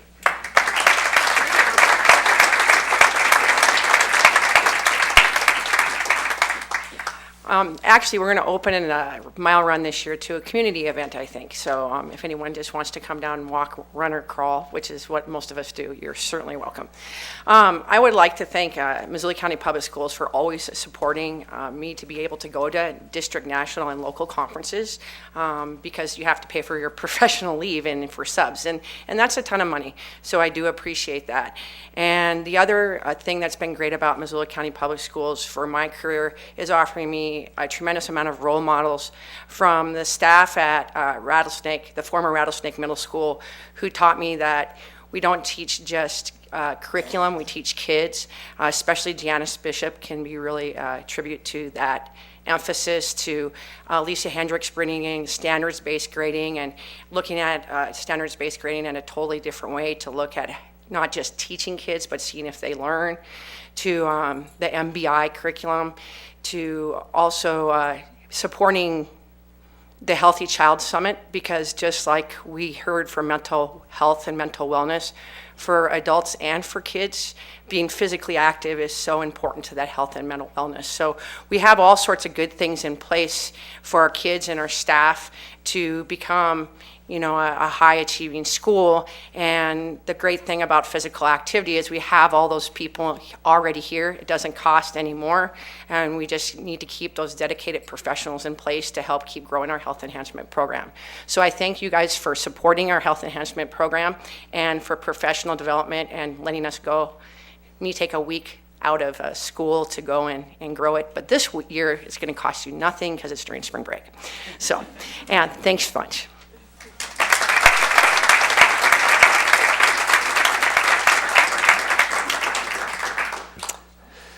Next on the agenda, we were to recognize Brett Taylor, who's a Sentinel High School teacher. Unfortunately, due to a serious illness in his family, Brett is having to travel out of state this week. But I did want to recognize Brett this summer in Corvallis, Oregon, at the 68th Annual American Chemical Society meeting. Brett Taylor was the winner of the 2013 Division of Chemical Education Glenn and Jane Crosby Regional Award for Excellence in High School Chemistry Teaching. Now, Brett's been a 31-year teacher, and just a couple examples of what he means to our district. Over the last 10 years that he's been employed in Missoula County Public Schools, he's partnered with the University of Montana on a summer project and worked with other chemistry teachers as well as University of Montana science professors to develop inquiry-based science. And every year he's sacrificed his summer time in order to participate in that program because of the great meaning that it holds to him personally. What really strikes me, though, about Brett, and I have to confess I have some personal bias because my own children took his chemistry class, but there was one quote that I think really typifies Brett and I think gets to the quality of individuals that we're so fortunate to have in this district. He says, "I find that I enjoy working with and guiding my students just as much today as I did when I started teaching 31 years ago." And that's the kind of attitude that we really need to have to continue to engage the students and to continue to strive to reach the excellence that we know we're all capable of reaching. So our best wishes to Brett and his family and the situations they're dealing with now, but also congratulations to him on some very well-deserved recognition.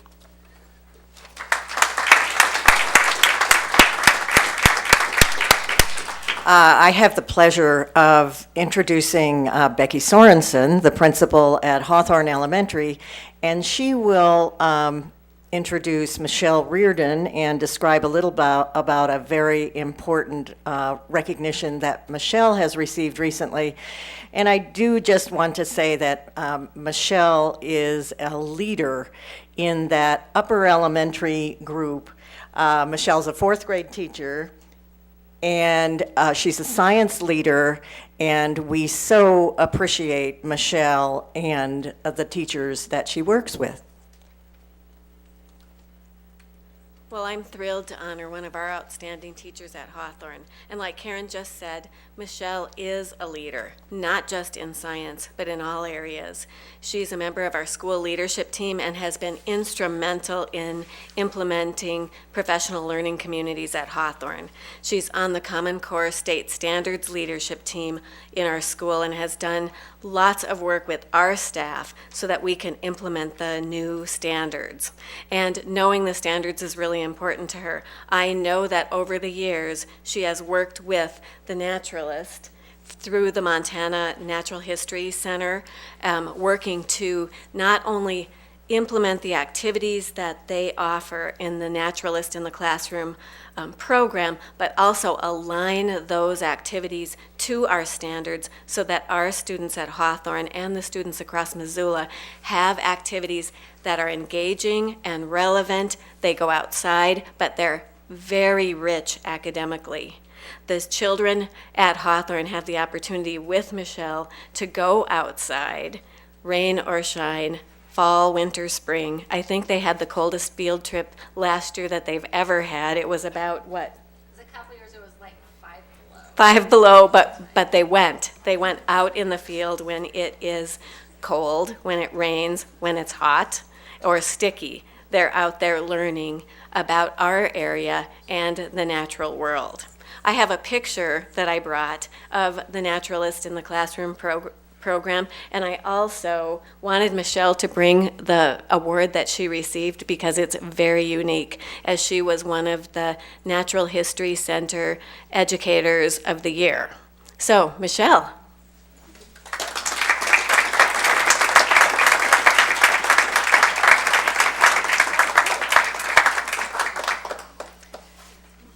So I didn't really understand how this all worked. I didn't prepare anything, and I tend to do better in front of a group of 9 and 10-year-olds than other people. But yes, I was honored to receive the Montana Natural History Educator of the Year award, and so I went to a banquet last year, and they made me an awesome-looking birdhouse that I don't think I should put outside, but they encouraged me to. So. I've worked with the Montana Natural History Center with the 4th grade program for about the past 7 years. And Brian Williams has worked closely with me. He's piloted a program with me at Hawthorne Elementary where we have taken the activities that the Naturalist program does in 4th grade classrooms across the district and aligned them with the core. He's changed a lot of his activities. It's really a team teaching approach. He goes to most schools or master naturalists go to most schools once a month, and he goes to Chief Charlo and Hawthorne twice a month. And we originally started mostly working with naturalist activities where kids are experimenting, journaling, doing scientific exploration along with writing. And we've taken a lot of those activities now and moved them into things that were core in our 4th grade science curriculum.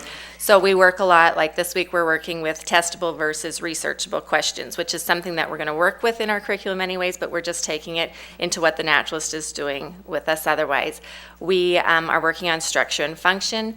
As Hawthorne is starting to pilot a program through Project Lead the Way, working with different STEM, we're starting to see a lot of the trends of things that we're working with in the 4th grade coming along in the pilot program in some of the younger grades. And the History Center is really excited that a lot of the vocabulary and things that we're working with them are going to start to be introduced in some of the lower grades. So they do a great job of working with the district. And I was honored to receive this, so thank you.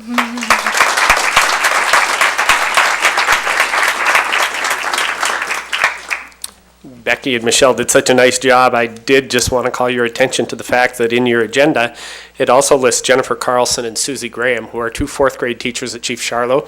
The Natural History Center also recognized them as Educators of the Year. Unfortunately, neither of them were able to be here with us this evening.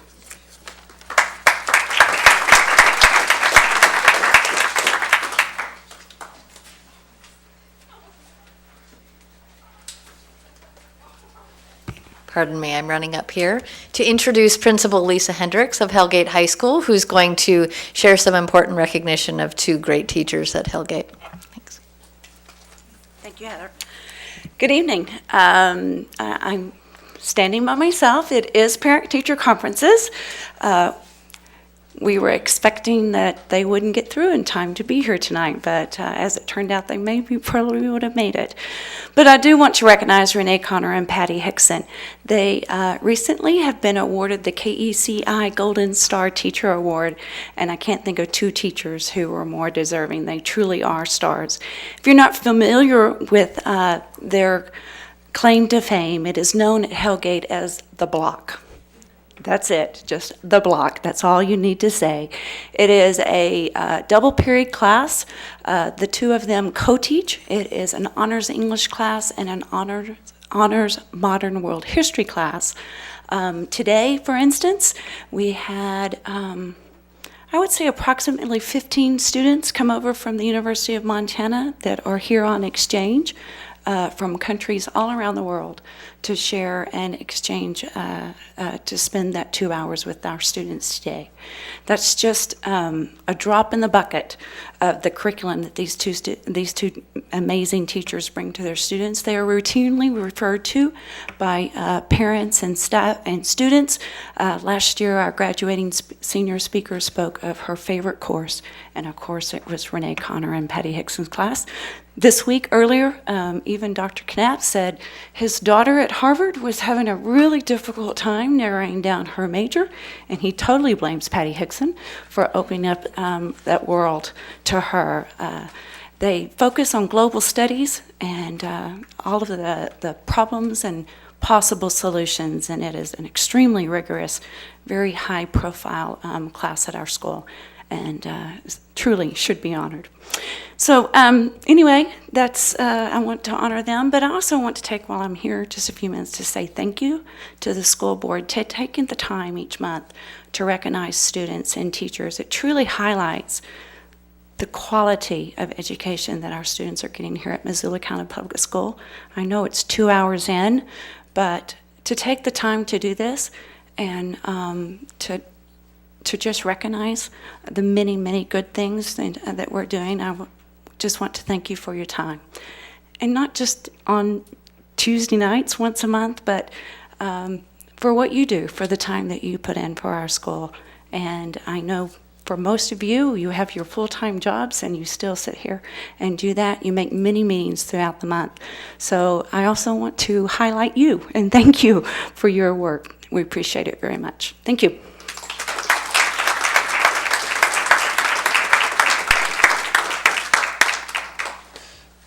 You know, we oftentimes have an opportunity to speak to each and every one of these honorees, and I think that just what we've heard tonight speaks to the breadth and the depth and the opportunities that really are available on a daily basis in each and every one of these buildings in this district, and it really is a tribute to the community and to all these people, all of us. I think everybody sitting in this room, and hopefully to a goodly number of the people listening on either online or in MCAT, as to the really remarkable things that happen around here. It really is a remarkable place. And you're right, it's a long time sitting here, but you know, it's something that we really need to honor and cherish. It really is pretty special. So thank you all for what you do.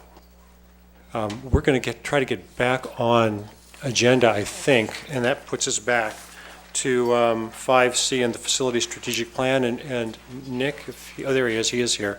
As you know, there's been an ongoing process now for about a month and a half. We had a report out from Nick to the school board recently on the status of about a week ago, on the status of the facilities plan. It was felt from that report to be really appropriate to bring this to this board meeting, mainly to try to give it some additional public exposure. It's had some, and I really thank the media for the time that they've put in, Betsy Cohn, KPAX, KECI, all of them, for the time that's been devoted to this, and this is just another opportunity, because this is really really important work. So Nick, thank you for your time, and please tell us where you are. Sure. Just want to check the time and see if we can't cover this great bit of information in a timely manner for all of you. I'm Nick Salmon. I'm an educational facility planner with CTA here in Missoula, and have been honored to be leading this process for the last several months, but really more than a year ago since we were selected to do this work, have been working on important details all along, and I'll try to give you the highlights here in a moment. I think the key thing, if you can look at the screen there, is to simplify this to a few key reasons why we're doing this work. You already heard today about school safety and security, and that's an ongoing set of committees that have been focused on that work. And of course, last spring, you were able to pass a tech levy that is supporting ongoing improvements to the technology within our schools. So the focus that we have is finding an alignment between I'm a resident and father of 3 in this community as well, between the 21st century vision, educational vision, and our solidly mid-20th century facilities. The process here you've heard before has these 5 different pieces. We did the prepare phase last spring and summer. The public piece is assess, explore, apply. We're right in the heart of the explore piece here, and then ultimately you'll be seeing a report here shortly.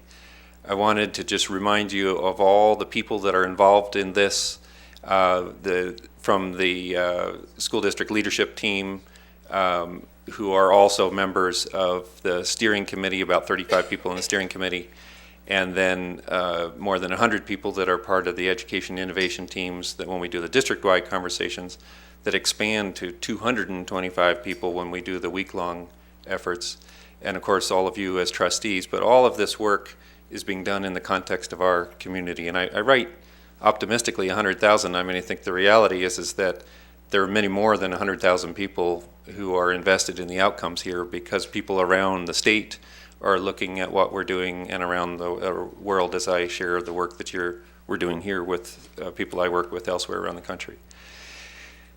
In just a quick overview is all that background data is what we pulled together. Some of this came from work that we began more than 4 years ago, and I'll share some of that with you in a moment. Critical pieces and parts that were pulled together by WGM assessing all the sites. Demographic study that McKibben and Associates just completed, by the way. I received it yesterday and I need to pass that along.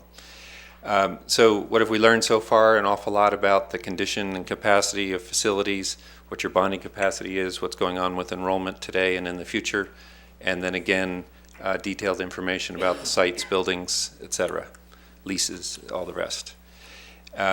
The quick overview on the facility age is most of the buildings are slightly older than me, 57 years, and a substantial number of them are well greater than 60 years old. That's not a surprise. The average 60% of schools around the country are more than 60 years old, and if you think back to what was going on 60 years, well, that was right after the war. There was a big effort to meet the rising enrollment in schools, and so many schools across the country fall in that time frame. Your facilities, we looked at roofs, and by the way, I'm going to provide this in a PDF form for your next board packet, so you have all this information that you can refer to again.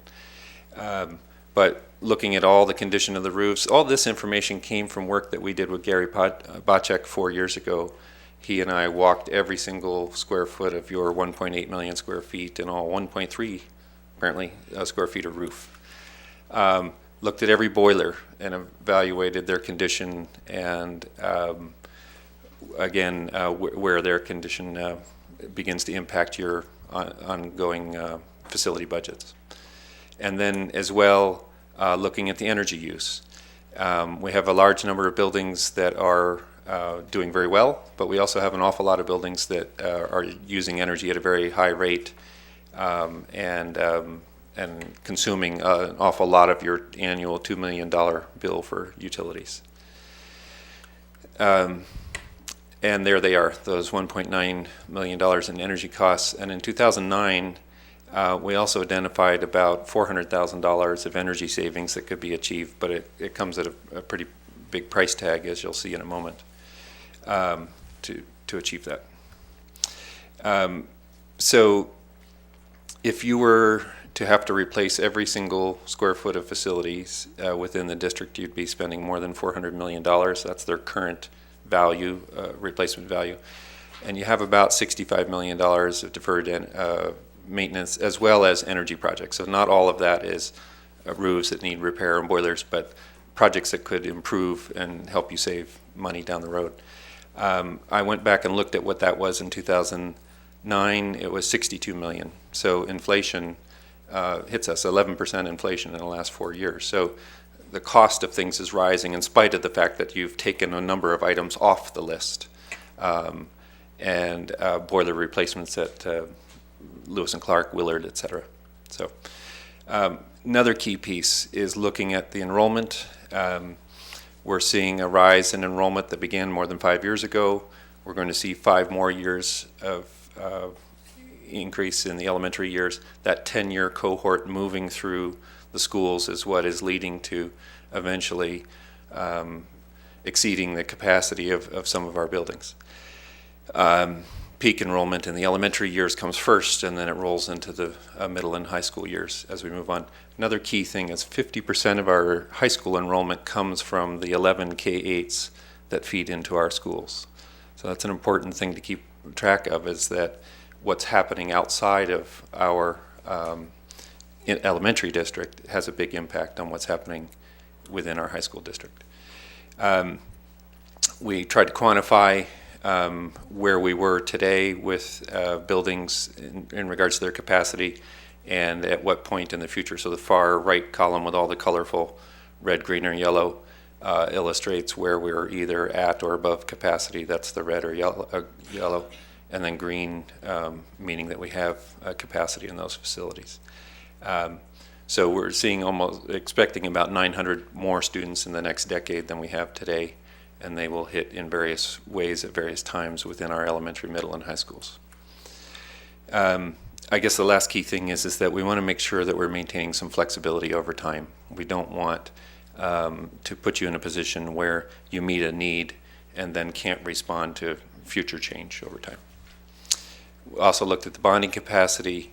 D.A. Davidson provided this information, and at whatever point you decide to ask the community for financial support for making improvements to facilities, D.A. Davidson will update this, but this at least helps calibrate what that financial impact might be for various bond levels from 5 million to 100 million, whatever might be implemented.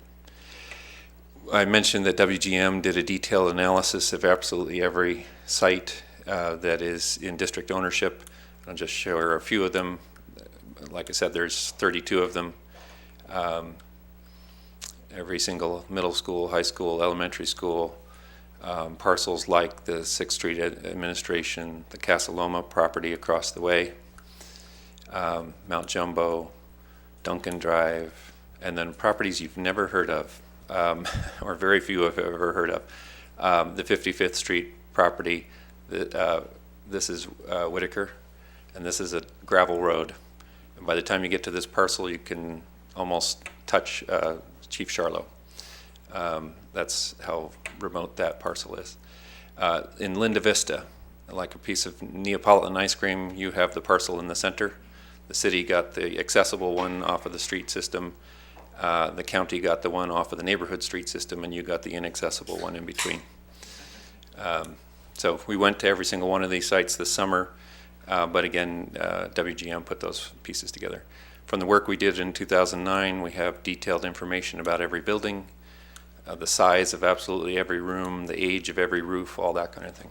That all led to doing the assess piece that we did a month ago in October. Began with a district-wide conversation, again with that group of 120, I believe, followed by the 225 people that participated in the exercises and half-day groups and a community listening session. The key thing was that we began talking about education first and then facilities. I have had conversations with communities around the country, and anytime they start or suggest that a facility plan should start by talking about facilities, I ask them first, but what's your educational vision? And if that's not in place, there's some important work that needs to be done. And so thankfully that work is here in place in Missoula, and we're not having to reinvent the wheel in any way. So, but I wanted to make sure everyone was well grounded in what that educational vision was before we launched into the facility impacts of that. We asked people to consider a wide range of books and other resources as a way of connecting to the significant conversation and interest in education in our country and around the world. And we asked them to consider major changes within the community. I highlighted normalized volatility. That comes from Andrew Zolli, who wrote a book called Resilience.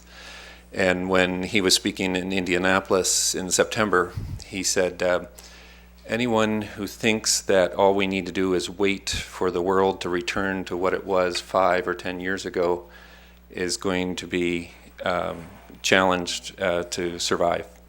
People who acknowledge that this volatility that we're experiencing today is the way the world will be for the future are the people that will be able to adapt and thrive. And I think that's individuals, that's organizations, it's schools, it's families need to acknowledge that we're living in a very different world than we were before. And one of the big impacts on that, of course, is unemployment and the opportunities that come with greater education. And so we try to share this kind of data with people that the more you earn, the higher levels of education you achieve, the more you'll earn, the less likely you'll be unemployed. There's one exception I hope you all noticed there. It's partially why I stopped at a master's degree. If you get a doctorate, you earn less and you're unemployed more often. So it's great to stop at that professional degree.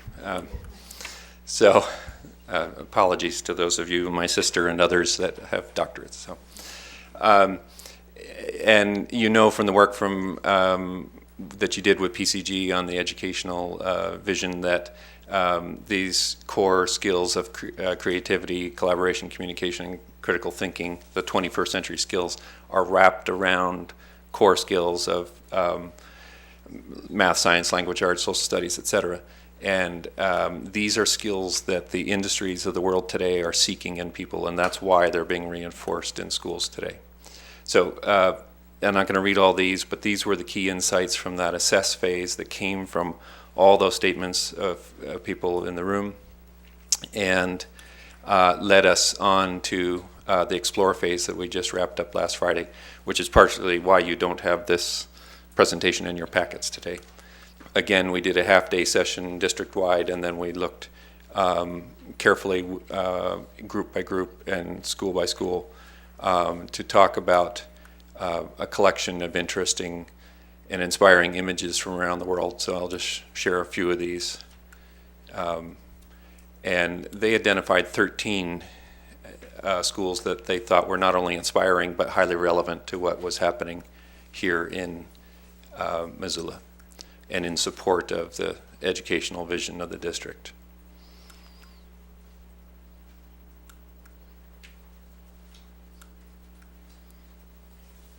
This is a teacher planning center, a space for teachers to collaborate as professionals, visible to the adjacent spaces. Students can find them. They can passively observe what students are doing when they're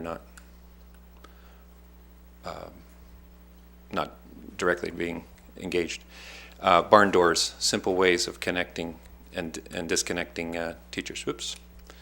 A different way of thinking about physical education spaces. What if they're highly visible and connected to the communities they're in and the natural surroundings that they find themselves in? Soft, hard, tall, short furnishings all being important to providing flexibility for students. Another one from Oregon. This is a technology-rich space. It doesn't look at all like a computer lab. It has all the features it needs to provide technology to students, but look at all the soft furniture, the daylight, the big, large screen, etc. A different way of thinking about the way technology is connecting students to the world around them. I'll go into my analogy of thinking of the library as both a kitchen and a grocery store. For millennia, we have thought of libraries as places where we go and store things, pull them off the shelves, and then go consume them. The libraries of the future are also kitchens, and they're run by chefs, people who are teaching students how to create new media and share it with the world.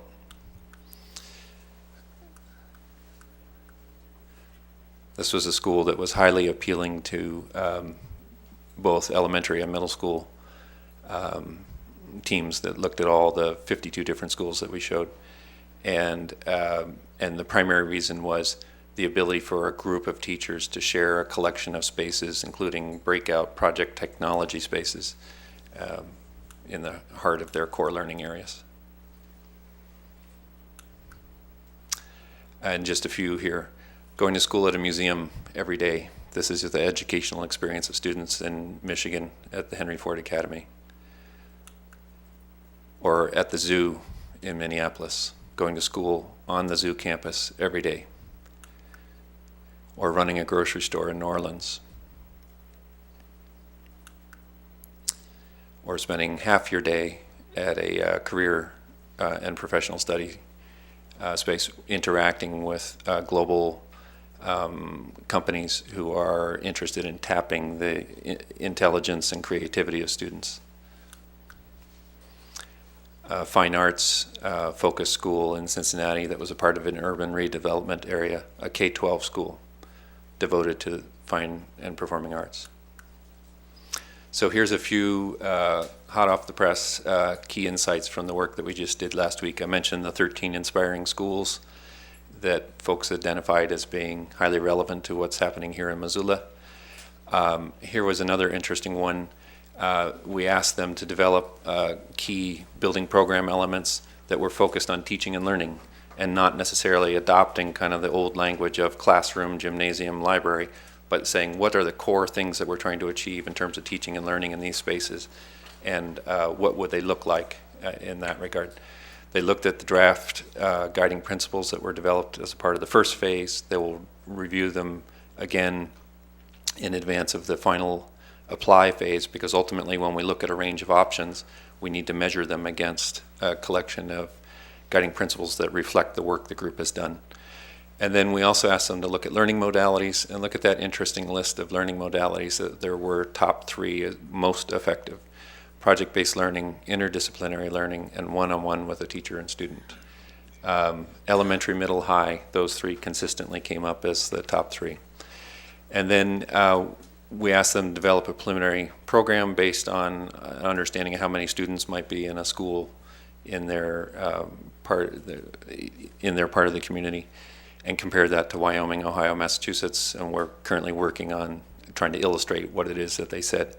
And then, of course, you've heard about the creative range of options that they generated, from business as usual to starting over.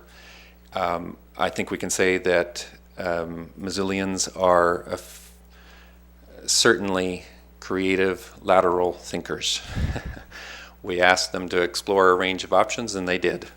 And we got some really wonderful ones. And I would say that the most interesting thing of that is that almost every single school identified some level of collaboration with another school, with a key community partner, with a key business partner, or a government entity as a part of their vision of one of those range of options that they generated. And that's a very different way of thinking about school than we've done in the past. So I'm really looking forward to seeing how people respond to the imagery that we're generating in response to the ideas that they put out on the table last week. So we must be getting to the end here. After the sessions in December, the steering committee will try to digest everything. They meet frequently. They'll be meeting again next week. And they will bring to you a draft set of recommendations for your review. I'm sure that you'll ask them to refine them and bring them back, and then ask you to act on that at some point in the winter. And then the key thing that follows after that are these next steps, where we have the potential of identifying a few simple demonstration projects that could be done with very limited resources but with dramatic effect over the summer of 2014. So there's some immediate evidence of this thinking of the community at large and the steering committee's work that we might be able to implement small change in a number of different schools that illustrate where you might be going in advance of seeking some other funds, whether through the Quality Schools program from the state of Montana or elsewhere, in advance of then in the fall of 2015, going to the community and asking for financial support for a more significant resources to support that work. And I want to point out that if there is a vote in the fall of 15, that really what happens is that you then take about a year to design things, and then it takes about a year and a half or so to complete things, and so construct them. And so really it's not till the summer of 18, 5 years from now, before some of the things that we're talking about right now could be fully implemented in a number of schools. And that happens to be about the same time that the rise in enrollment will begin to become more and more challenging for us. So the last piece is that there's a very vibrant website that Hatton has put together that has absolutely every document that we've produced, as well as underread blog, mostly written by me, but now I noticed the other day some of the participants in the group have been posting things as well. And so I think that's wonderful that we're beginning to make that connection, that people are motivated enough by what they've been doing in this setting to say, I want to put my thoughts out into the world as well. So that's the summary. Oh, I ran way too long. I'm sorry. So there we go. Okay. Board questions, comments? Membership, Trustee Smith? I just wanted to say that I know a lot of people are working hard on this, and I think we owe this to the community to do this thoroughly, this process, and I'm glad that we've started this. I appreciate your work, and you too, Jeff. I just want to make sure that people know that when we do move forward as a district and we make decisions in the future, they will be based on much more information than we have ever used before, and I think it's important that we do follow through on that. Thank you. Trustee Lorenzen? I appreciate you bringing this to the board. I've been participating in the steering committee and some of the meetings, and I think I've expressed to you my concerns about public participation and board participation, and so mostly I want to talk to the board members. I think it's really good that we see this, and it's important that we participate at every step of the way.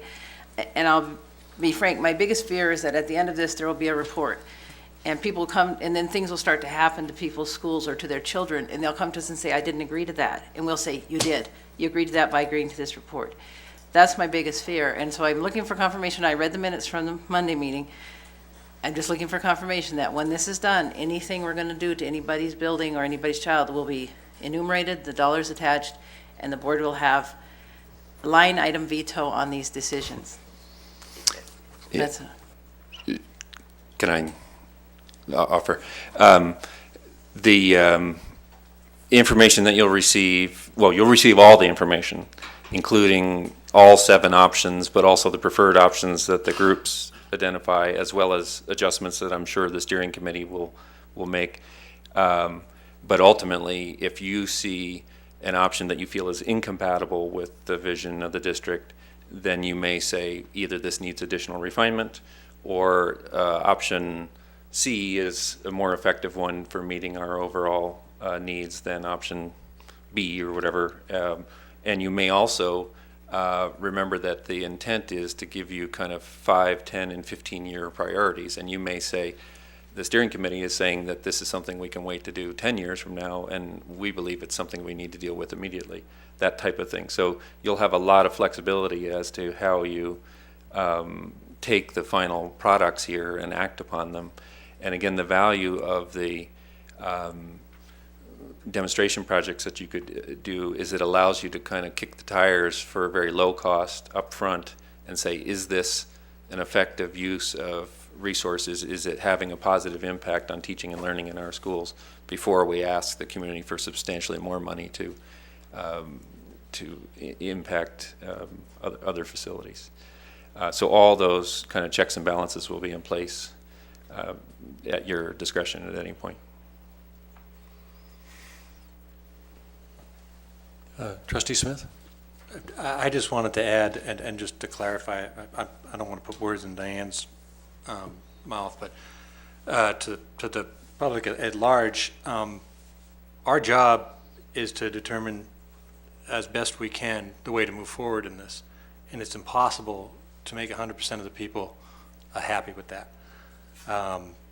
There will be people that will not agree with some of the things we do, and there will be people that agree with a lot of what we do. I think getting the information to make that decision is kind of what I was saying. But I definitely appreciate Diane's point for as far as control is concerned, and I just wanted to separate the two. Any additional board comment? Dr. Boss, you have any comments? Yes. I just want to reiterate that priority number one in this process is to make sure that everybody has an opportunity to participate. And I think we've exemplified that from the very beginning. We have hundreds of people that are involved. The media has communicated our progress, the results of our meetings, and we will continue to involve the public. It's very, very important, and I agree with Trustee Lorenzen that we need to make sure that as we move forward, we keep that front and center, making sure that the board and the community understand exactly the direction we're going, and if there are issues, we work on them together. There's no question that this is important work. And I'm very, personally, I'm very happy with the process. And Nick and Jeff, you've done tremendous work. And the work of our committees in each one of our schools and the committees outside of that design, I think we're trying very hard to involve people in everything that we're doing. And we should be, and we will continue to do so. So, Nick, good work. Thank you. Thank you.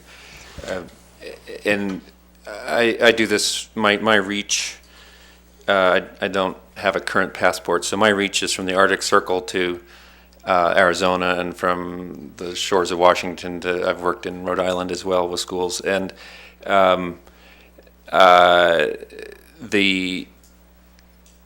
what we're doing here in Missoula is a highly refined process of community engagement that not everyone makes a commitment to. I was working with the Boulder schools in Colorado this summer, and when they did their comparable process, they aggregated all the administrators, and that was it. No teachers, no students, no community people. And without those other voices at the table, the end product is not the same as what we're coming here. And like I said, we're creative lateral thinkers here in Missoula, and that's great. It means that, you know, we're seeing a wide range of ideas. How they all come together will again uniquely reflect what's happening here in Missoula. So. Yes. Can I ask a question to follow up, Nick, before you go? Have we settled on a location for the next round in December, the final round of engagement, and then the listening session? I believe so. Dr. Yes. Postle? Yeah, Broadway Inn? We'll stay at the Broadway Inn where we were last week. The second go round. Okay. Yep. Dr. Postle, you have another comment? Just very quickly, you know, what's great about, and Nick's mentioned this, what's great about this process is we've identified the direction of our instructional program in terms of teaching and learning. That doesn't always happen in districts like Nick mentioned. Now, I'm not saying that everything is in place in terms of 21st century teaching and learning, but we're heading in the right direction based on the work that was done in 2010 by almost 200 people. So we have things in place, and if we continue to involve people, being transparent, inclusive, we're going to come up with a great product. And for what reason? For our students and for our community in the future. So, thank you. Great. Trustee Tompkins. Nick, can you hang on for a second? Trustee Tompkins. 1 second, sorry. Since I was at the listening session on that Wednesday, Yep. and there were opportunities for people to write their comments, are we going to see those at some point? Yep, they're all being, there were probably 300 sheets on the walls in those rooms. All of those are being transcribed and synthesized into the various categories of the content areas that they covered. And so those comments are already available. I just haven't sent them on to Hatton to post yet. Okay, and one other thing that I would like to say, because we talked about this at the Monday meeting, the informational meeting, is that it would be awesome if we could get some kind of online instrument in place before this all comes down so that people can comment that way too, if they can't make the listening sessions and they can't make these meetings, so. It's my understanding that's underway, so. Well, the blog already exists. Yeah. People can comment to that now, if that's what you mean by online instruments. Are you referring to the survey question that you? Yes. I would like some, I know I see that the blog exists and no offense, but people tend to get lost on that website. And I would just like to see something that's a little bit more clear and that maybe takes like a front page that people can link to from the various school websites so that parents have a clearer understanding of what's going on and students too. If we could do that, that'd be great. Trustee Holland? Right. Just to emphasize, we had that conversation, but we're having it again to make sure student voices are heard. So, and they're a harder group to reach with traditional methods to find out their opinions, so. Jeff, I wonder if, or Nick, I wonder if Jeff would like to comment at all. You've been standing there diligently. Thank you. In deference to the time, I don't want to say a whole lot, except that as my involvement in this process has led me to understand something that's absolutely crystal clear. Our school district is facing a compelling combination of problems and opportunities, and it's compelling. We simply have to do something. We have to respond to it, and if we fail to respond to it, it's not going to go away. It's only going to get worse. And taking an opportunity like this to mindfully and thoughtfully engage in these discussions is going to lead us to a good solution. I don't think at this point I have any kind of recommendation that I would offer to the trustees except to continue your leadership in encouraging people to be involved in this and involve yourselves. Thank you.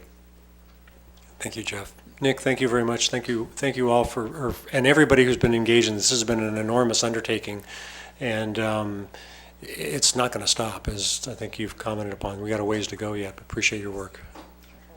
Thanks a lot. We are running late. First of all, I'm going to take this time and just say apologies to everybody who's been sitting here and waiting so diligently, public, et cetera, for hanging in there. This has been a long session, but as you can see, there's an enormous amount of activity going on and important stuff. So thank you for all of those who have been sitting here for all this time. We're going to move on now to item D and under 5, which is the RSVP program and the foster grandparents program. And thank you, Colleen, for coming and sitting so diligently. Well, I did wiggle, but I appreciate, once again, being invited to bring our annual update to what we are working with the school district. I always appreciate the welcome I get when I visit with Dr. Apostle. He has great insight as to how we can improve our partnerships. I am the Senior Corps Program Manager. I work with Missoula Aging Services, and Senior Corps is the national federal funded program that Missoula Aging Services is the local sponsor to. And the premise behind Senior Corps is that people over 55 have the skills and the opportunities to address many of the critical needs in our communities. And so the Senior Corps was created to give people the opportunity to volunteer and to volunteer critically where things really could have some impact and change could be affected. We have been in partnership because it's been lost to time. We know more than 35 years with Missoula County Public Schools. We currently have 1.8 FTE person whose only role is, well, there's 3 of them, but they share it, into 1.8. And their job is to find volunteers for the schools in Missoula County. And Missoula County Public Schools is our largest partner. And some of the things that we do with that are extraordinarily impressive. Every year I speak with you about what the foster grandparents do, and this last year our foster grandparents, they average 15 to 20 hours a week in the classroom. So that's nearly a half-time FTE for you all. They bring a great deal of expertise, and they bring the one thing that will not change in the normalcy curve is the children needing the eye-to-eye, one-on-one. And we are so proud of what our volunteers bring into the classroom. Last year we had 29 foster grandparents serving in Missoula County Public School, and they worked with 179 children, 15 to 20 hours a week. It's really solid. The RSVP tutor program is not quite as intense. Most of the tutors are in the schools about 3 to 4 hours a week, and they worked with about 100 students last year. One of the things that I've never thought before to tell you about is all of the other school projects that RSVP volunteers help with. So I always can, and in your board packet you have how many children succeeded, what the children's backgrounds were, all the data that we collect on the children that ask for and receive literacy, math, social skills, all those areas. But what we have been able to very proudly and never thought to tell you about for the last 35 years are all the extra things we do with the schools. We do have one person serving with the Facility Safety and Security Advisory Council. We're very proud of that. For the last 3 years, we have been providing judges for the senior projects for Hellgate. And last year, Big Sky High School said, well, we would like to participate in that as well. We have a woman who is unable to leave her home and has been wanting something to do that would work with the children. She is a seamstress, and this past year we were able to find a teacher who had needs of sensory strips, and it's something that is attached to the front of the desk.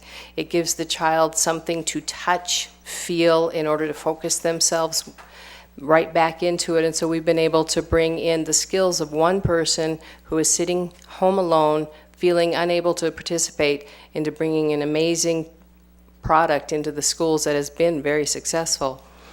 We provide science fair judges, debate judges. We, for the Prep for Life classes, utilize our seniors as panelists. We participate with MLK Day Read for Peace. In the last year, 2 libraries in the district have asked for help with their bar coding. We've been able to supply the volunteers for that. And we provide ongoing library aids in many of the schools in the district. And in summer, a great deal of many of our foster grandparents move on into working with Flagship and continue to work with the children. So what I want to leave you with is, in this past school year, Senior Corps provided Missoula County Public Schools totaled with 137 volunteers who served nearly 22,000 hours. And this is a partnership that has been highly successful. We look forward to remaining a strong partner and able to help all the onward moving. Please don't get the idea that because I've said seniors, just because we turn 55, we don't quit learning, and we didn't forget all the skills we had prior to. And what these people bring into the buildings are amazing, and they're some of these ones with the lateral visions and options going on. So we're very proud to be part of what you're doing, and we thank you very much for your support.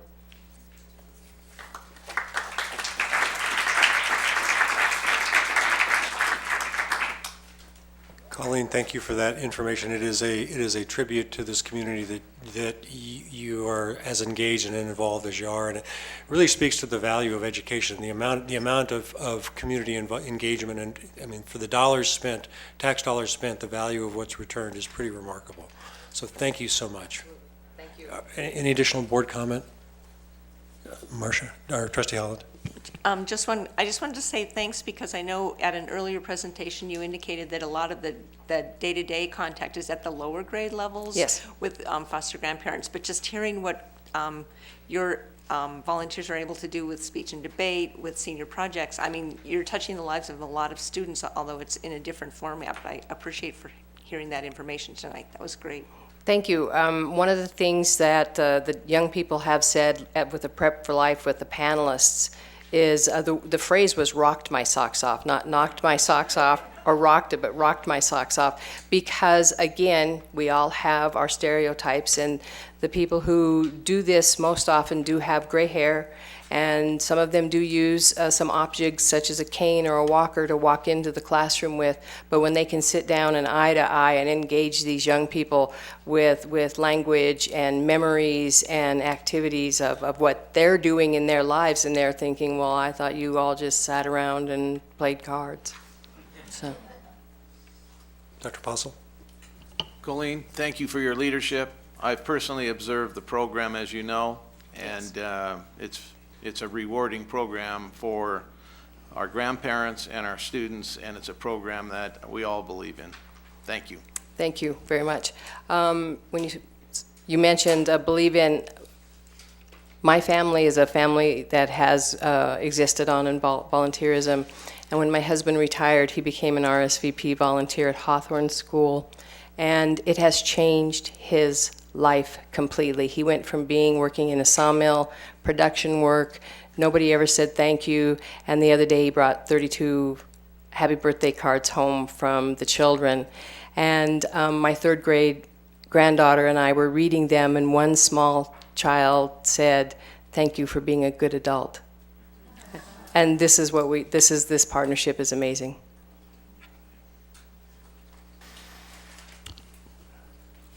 Thanks again. We're going to move on now to item 6, correspondence, which is in the packet, and now item 6C, which is public comment regarding non-agenda items. And again, to the public who are here, I apologize for the late hour. As you step to the microphone, make sure it's on, which it'll be lit up red then. Please give us your name. If you're representing an organization or a group, please state who that group is. And we historically ask you to try to keep your comments in and around 3 minutes, if you would. So thanks very much. Thank you. My name is Melanie Charlson. I'm a mom of 2 Hellgate High School students. I'm the president of the Missoula Education Association. I'm the NEA director for the state of Montana, and I am so glad to be home.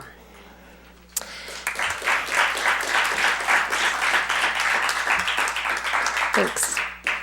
Tonight I want to share just a few thoughts on 2 topics, some of my own thoughts and some feedback I've received from a couple of my members. So my first topic is the long-range facilities plan. This is truly a discussion long overdue in this district. I've been in this district now, this is my 24th year, and we have not had this extensive of a process before, and I think it's highly in need. So as MEA president, I'm a member of the steering committee. And I also joined the Hellgate Educational Innovation Team as a mom. I had my daughter Annika, who is a Hellgate freshman, join as a student representative. So I spent 6 hours this last week, 3 on Monday at the meeting with all of the school teams, sat with the Hellgate team, and then 3 additional hours on Friday, again with the Hellgate teams. And I found both of those days extremely inspiring. The teams provided time to explore a variety of options for their current facility, and each team reported out, shared excitement, and they built on that excitement from other buildings as each team shared. When I returned on Friday, then the variety of options were displayed on the walls of the Broadway Inn, and if you were at the community listening opportunity on Wednesday, you saw the first 3 days of that work. By Friday, the walls were quite large, and we had a challenging time figuring out where we were going to put Hellgate and Seeley's items. A portion of Friday's task included analyzing a variety of learning and teaching modalities. I found that really one of the most fascinating parts. I sat with 2 teachers and 2 students, my own daughter and another student, and then 2 teachers, one of whom my daughter actually had, the orchestra teacher. Listening to the students and teachers share their thoughts on their own learning styles and how they learn and teach best was really, really very fascinating. The students were eloquent, they were articulate in their ideas and how they believe they and their classmates learn best. It was really one of the most enjoyable parts of the day. I found the whole experience really quite rewarding and meaningful, and I know we're on the correct path with this process. This is very challenging work. It's very interesting work, and I think it's truly important work for the future of Missoula. I'm really looking forward to our week in December, where we move on to the next phase, but I'm not so convinced we're going to be done by then. This is a lot to be done. My second topic stems from some feedback I've received in the past 3 weeks or so. As you're aware, this week is Parent-Teacher Conference Week, and this week, and the conference week in the spring, I believe are the two most stressful weeks in the entire teaching year. They're crucial weeks. They're important weeks. In education, we discuss rigor, relevance, and relationships. And these conferences allow teachers to build relationships and foster trust with their parents. Teachers take this task extremely seriously, and they're experts in this area. I attended a few conferences this afternoon, and I'll be attending some more at Hellgate, and it's a great time for us to discuss and share the whole child, the whole experience. However, our K-5 teachers entered this week with a little added stress. Roughly 3 weeks ago, K-5 teachers were made aware that due to a computing error related to the end of the year timing, K-5 teachers were asked to handwrite report cards.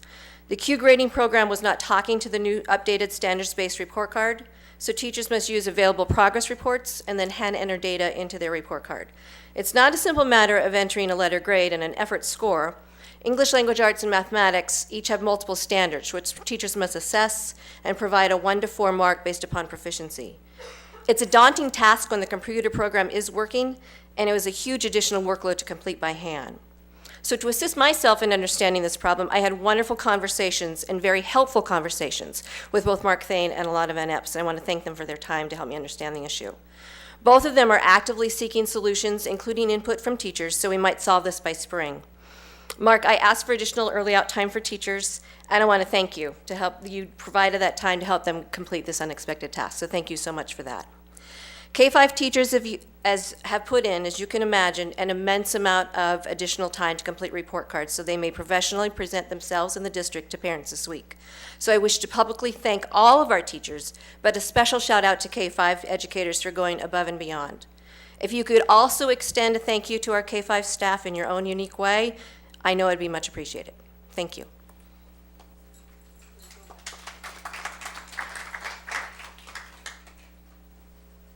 Do we have any additional public comment?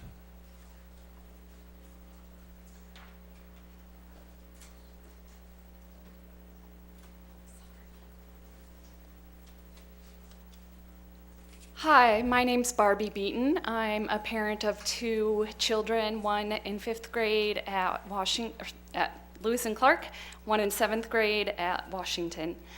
Some of you know me, some of you don't. You might know me as a business owner, a volunteer, a teacher, or a mom. And underneath all of those hats that I wear, I started out as a young child, very interested in learning French. So that's what brings me here tonight, because I'm here to say how happy I am that you are embracing global education as part of the goal. But I also have some concerns with the way things are structured right now. First of all, Paxson has the immersion program, which I'm really excited about that. And then next year, with the full implementation of the International Baccalaureate program at Lewis and Clark, will bring some hopefully really positive feedback to the community. So I have some questions about how that will flow into the future, especially once those kids reach middle school and then following into high school, how you plan to, sorry, I'm nervous, how you plan to fill the needs that these kids will have for having this language instruction, and how you will continue it for them, because they should have that opportunity. I have some concerns about the quality of the current language programs in the high schools. Mostly that's where it's prevalent right now. And how you plan to support those programs. And those are the answers that I'd like to hear from anyone. Just to respond for clarification purposes, because of the nature of this being a public meeting process, any items that the board gets involved with from a discussion standpoint need to be on the agenda and posted 48 hours beforehand. Oh, okay. Your comments are duly taken and will be obviously digested, but just based upon legal reasons, we really cannot at this point comment directly because it's not an agenda item made That's available to fine. the public. But anyway, your points are well taken, and thank you for your comments. Okay, you're welcome. Thank you. If you look in the meeting notes from, I think, Sealy Lake, and Heather's going back there, but if you look in the meeting notes, we did kind of talk about that. So if you look in the past meeting from Sealy Swan.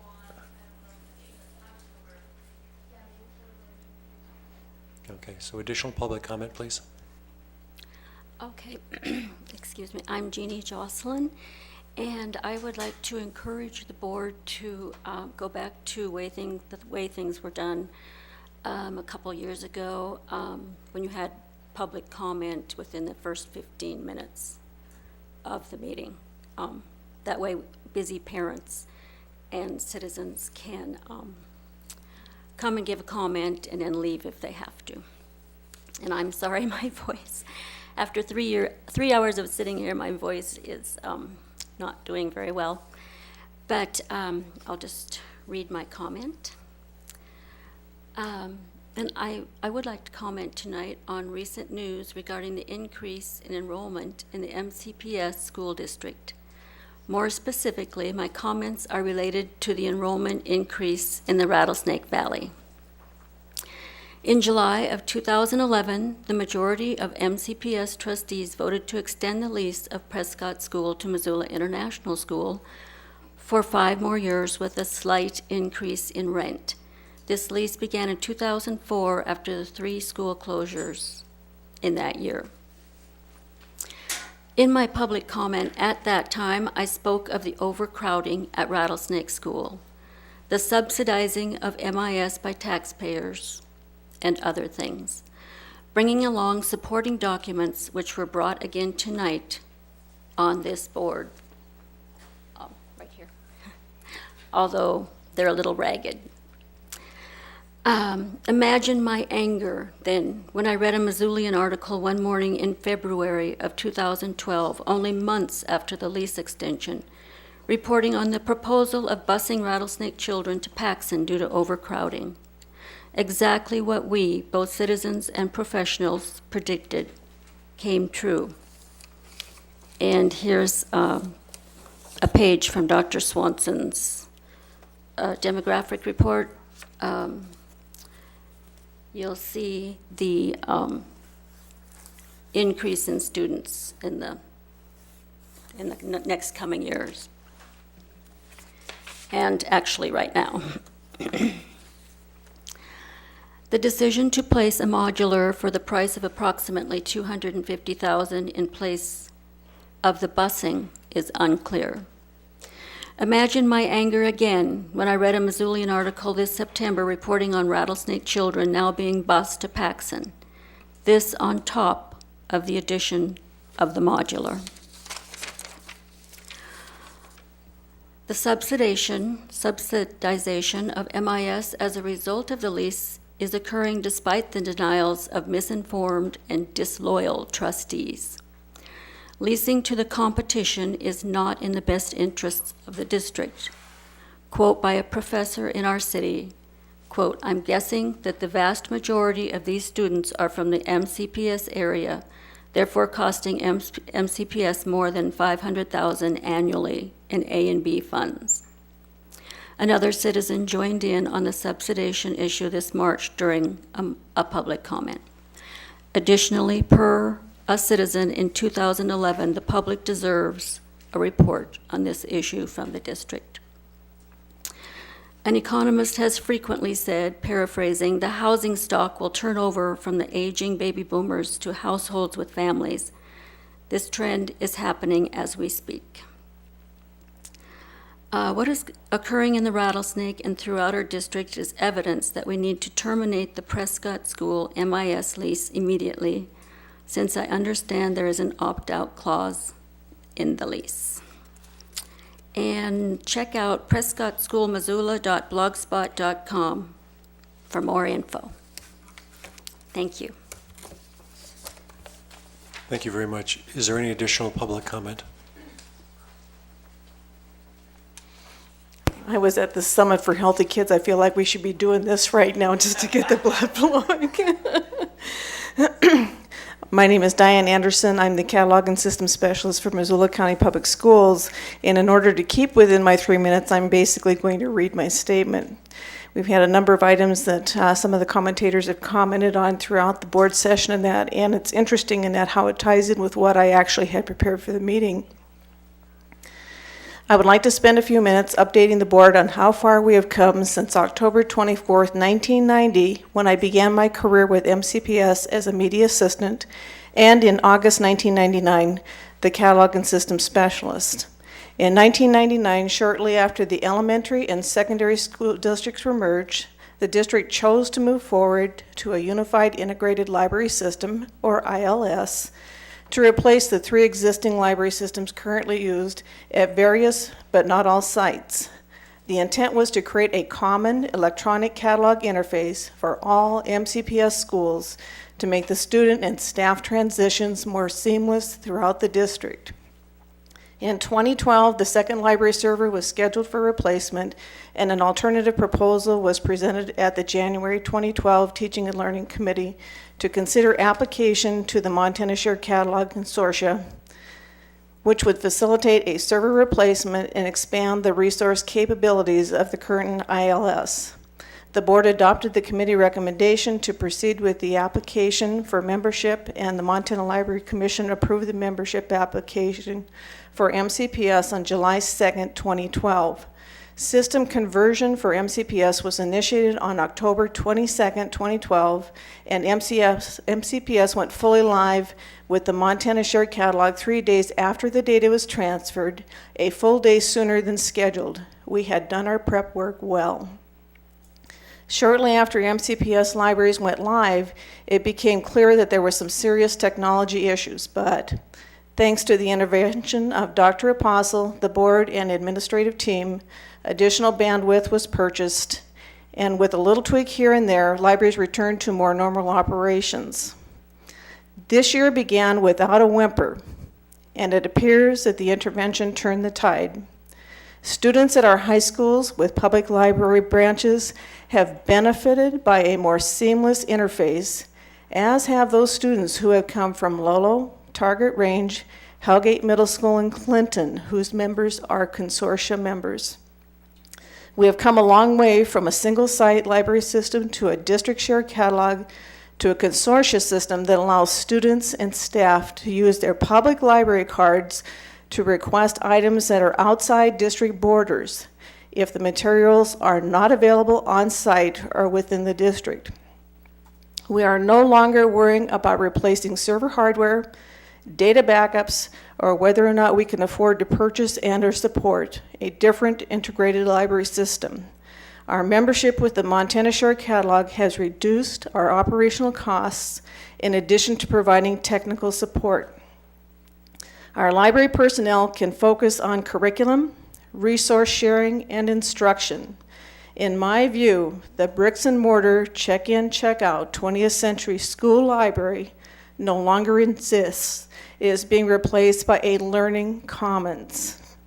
Shared resources, both print and non-print, are available to students to enable them to better communicate, collaborate, think critically, and create. Key components of our vision statement for teaching and learning. With our academic, public, school, and special library partners, we have a plethora of resources available to students and staff, and our teacher librarians and the staff are there to assist and support them. The face of Missoula continues to change. A tour of the Missoula Public Library is evidence that our students, staff, and community value libraries beyond their school borders and schedules. A couple of years ago, I had the opportunity to see the new Vancouver, Washington Public Library facility and the wonderful learning spaces and resources they integrated into their facility. And I am in hopes that we will soon see an expansion of our public library facility that will provide similar opportunities to our students.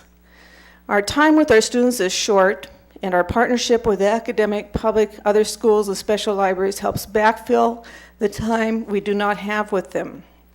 If you haven't toured the WOW, which is the Web on Wheels bus, consider doing so.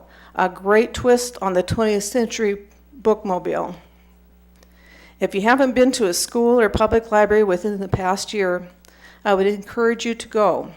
Our teacher librarians, media assistants, public library staff, and the only catalog and system specialist you may ever meet will gladly sit down with you and show you the vast array of free resources available to you within MCPS bricks and mortar and beyond. Thank you for your time. Thank you, Diane. Do we have any additional public comment?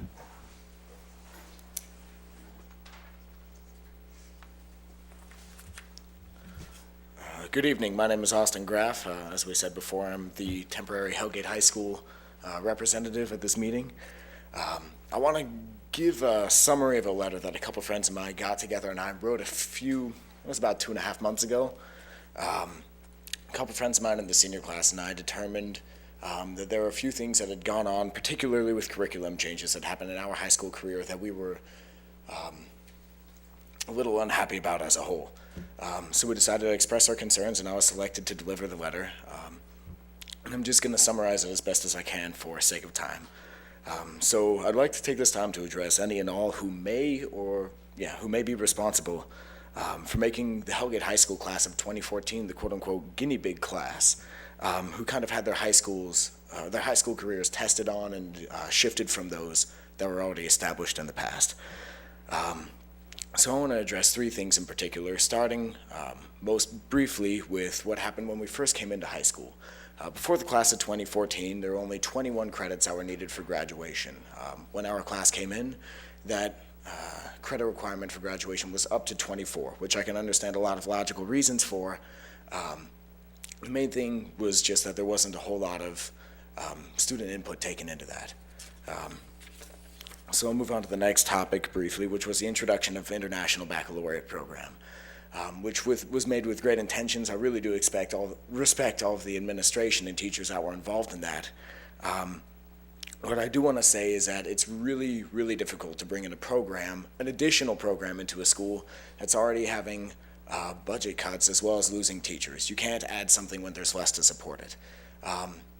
And IB, although the purpose and the intentions were absolutely brilliant, it did put a sort of elitist view on a lot of the students, which resulted in sort of a school within a school mindset at Hellgate, which was kind of, a lot of the kids were unhappy about it. Also, like I said, a brilliant idea to bring in the program, but when you can't bring in the entire program, it really does ultimately limit a lot of participating kids and what their future career options might be. The last topic that I'd like to address, as briefly as possible, was the recent change in Hellgate High School from senior projects to senior capstone, which might not seem like a huge deal, but again, the biggest thing about this was that there weren't any really students that this is going to affect. Nobody was really asked. And again, so they brought up, at the student meetings and at the parent meeting, they brought up a lot of great points. For example, with fewer deadlines, it'll make it easier for students to kind of get things done at their own pace. Awesome. Without the stress of it being put on an English or a government grade, and just being sort of a pass or fail kind of thing, it'll be a lot more lenient on the kids. True. What I would like to say is that, quite frankly, we are in high school, and deadlines are kind of something that we need. Otherwise, I know that the majority of kids are not going to be getting stuff done until probably the week before presentations. That's common knowledge. The other thing I'd like to say is that without the support in an English classroom for multi-genres, as well as the support of an English and a government grade, there's not a whole lot of incentive for students to really do the best that they can when it's just a pass or a fail. I know that I consider myself an achiever. I am really not going to do this project even close to the full potential, because if it passes and that's all that matters and I get to walk across the graduation podium, that's awesome. And that's all that's implied here. So again, a lot of these changes aren't necessarily bad at all. As a matter of fact, a lot of them might be very good. The thesis statement in this is really that the students of Hellgate, or at least the seniors, for the majority of them, don't feel that there was enough student input taken into these. And the main suggestion would be that if there was some sort of a student board that might be, or student representation on boards that are made in major curriculum changes, that would be the end goal, just so that, because it is us that that you guys are shaping. And so maybe if we had a little bit of say in what exactly that shape is going to be, that would be ideal. If there are any clarifying questions at this time, I'd love to answer them. Points well taken. Thank you. And we appreciate your comments there, and I appreciate your hanging around as long as you have to make those comments. And again, because of the issues of open meeting laws, the issues you brought up are certainly germane and need to be addressed. Will need to be addressed in an appropriate form at appropriate time with appropriate notification. But Absolutely. Thank you. This is important stuff. Awesome. Thank you.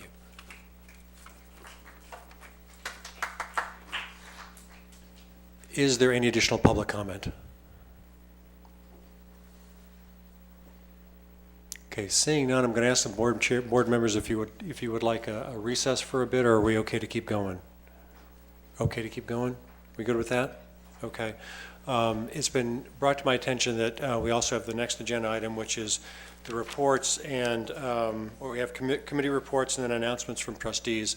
So committee reports are in the packet. If there are any announcements from trustees, it's now your time. Trustee Sadler? Yes, I wanted to take this time to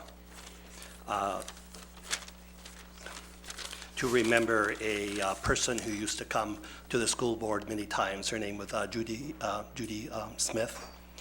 She was a person who was one of the organizers who came to us protesting the closures of the schools. One of the questions she would ask during that period of time is why we did not have a facilities plan because we were closing schools, and that was one of her questions. One of the reasons, and we have never really had an opportunity to really explain, at least in my view, why it didn't ever happen back then. Missoula County Schools had just been put together, and we needed time in which to simply get our staffs and everybody together.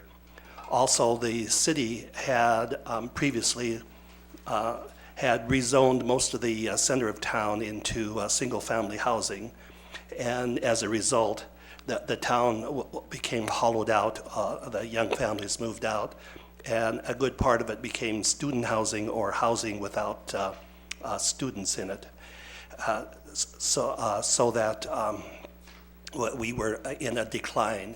And because we were in a decline, if we had any kind of a public meeting, staff and everybody were in a idea of preservation, and they thought if we were doing planning, it was to close their school.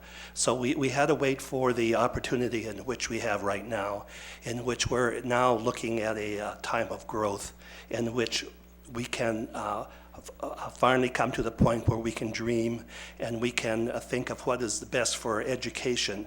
But it does take time to do that. And so tonight's big presentation was very good. I got to know Ms. Smith after all of the hearings and so forth better because she was a frequent visitor at the fair where I run the horticulture building.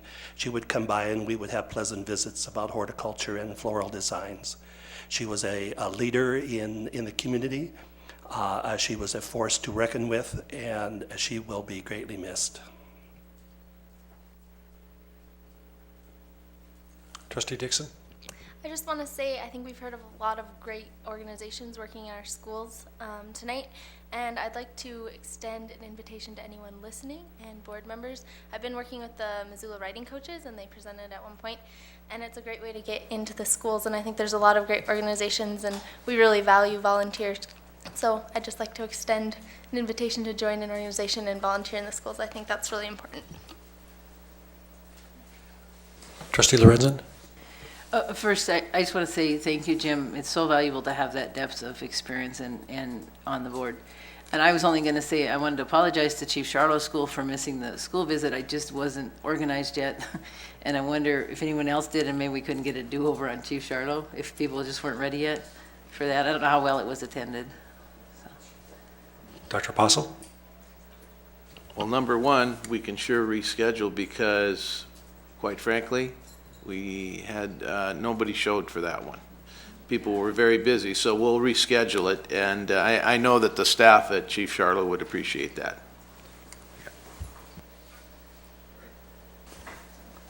Trustee Beers? And just to clarify from Diane's comment, it's my understanding as school board members, we can pretty much drop by whenever we want, right? Or make an appointment individually to visit with a school. Yeah, Dr. Apostle? Yeah. I believe we have a policy, and the policy is that you notify the superintendent in terms of what you want to do. Whether, let's say you wanted to visit Big Sky High School, then you just notify us, and then what I would say, or my office would say, is fine. Go ahead and make connections with the principal and go. Quite honestly, as board members, I think you should be able to go into the schools, consult with the front office or the principal and visit or set that up ahead of time. I don't think there's anything wrong with that, but we do have policy. And I can send that out to you so you can have it before you. Yeah, but having please. Board members go to our schools, I think is a great thing. But we do have a policy, and I'll get it to you tomorrow. Fantastic. The other thing I want to mention real quick, just for our next meeting, if we could get these student representatives' names on the cover of the agenda, I think that would be helpful. And also, I want to say this, I know we've had these discussions in other meetings at other times, but just to say it at the monthly meeting, I know there's been a lot of ideas generated as far as new technology and exploring new ways to get input live at meetings, whether it be FaceTiming people in from different locations in the community. And when I say that, I mean, let's set up let's say at every school board meeting, we have a system set up at the public library for community members to drop in at their leisure and either type in a comment that's read at the appropriate time during the meeting, or they're able to be FaceTimed in to address us face to face. And I know we've had those discussions. My question would be, where are those at? And when can we expect to see that in our meetings? Because, and I'd like to share with the public, the policies are policies, and I know I'm as frustrated with them as you are, to not be able to comment when I feel it's appropriate, when I feel like you want that answer. And I think it's, obviously not something we're going to talk about now, but at an appropriate time, looking at different ways. Because if we're talking about 21st century schools, we're talking about, these grand ideas for the future of our schools and education and libraries without books. Can't we look at a 21st century school board meeting where we're not constantly apologizing for the length of time and the lack of correspondence we can provide? Again, not giving out any answers or suggestions, but simply noting that, there are those frustrations out there, and as a board, I would like to see us get creative in some of the things we can do. To some extent in response to that, because I do think I think your points are very well taken there, and it will be something I think that Dr. Apostle will comment on, but on December 5th, we have a scheduled meeting. It's actually a workshop meeting to really discuss board procedures, if you wish. And this is just kind of the first, at least certainly in my tenure on the board, we've really not talked specifically or had a time where we actually talk about board activities and how we actually function as a group. Your points are well taken, and that's an absolutely great venue for where to begin that conversation. So thank you for your input. Trustee Holland? I think even in advance of that meeting, it would be very helpful if we could find out what the limitations of the Open Meeting Act are, because we are governed by state law. So even though we might have really good ideas about how to interact with the public, there may be reasons why we can't by state law. And so it'd be nice to have the information before, so we don't come with great ideas only to find out there's a statutory reason why we can't do the things we've been brainstorming about. So it'd be a little frustrating. So just Megan or Bea can, if there's a summary packet or something that we could get. Megan, if you have comment? Just generally, I'm Megan Morris, and I'm here for BIA tonight. I work with BIA. As far as alternate means of participation, the law certainly allows for that. However, it limits comment to certain times. So there's not a way to necessarily allow comment, for instance, during the public comment period, allow board comment on items not on the agenda. The law is going to limit you in how you can respond to that, but certainly there's flexibility in the law as far as how you take the comment. But we'd be absolutely happy to prepare whatever in advance for your December 5th meeting if you would like.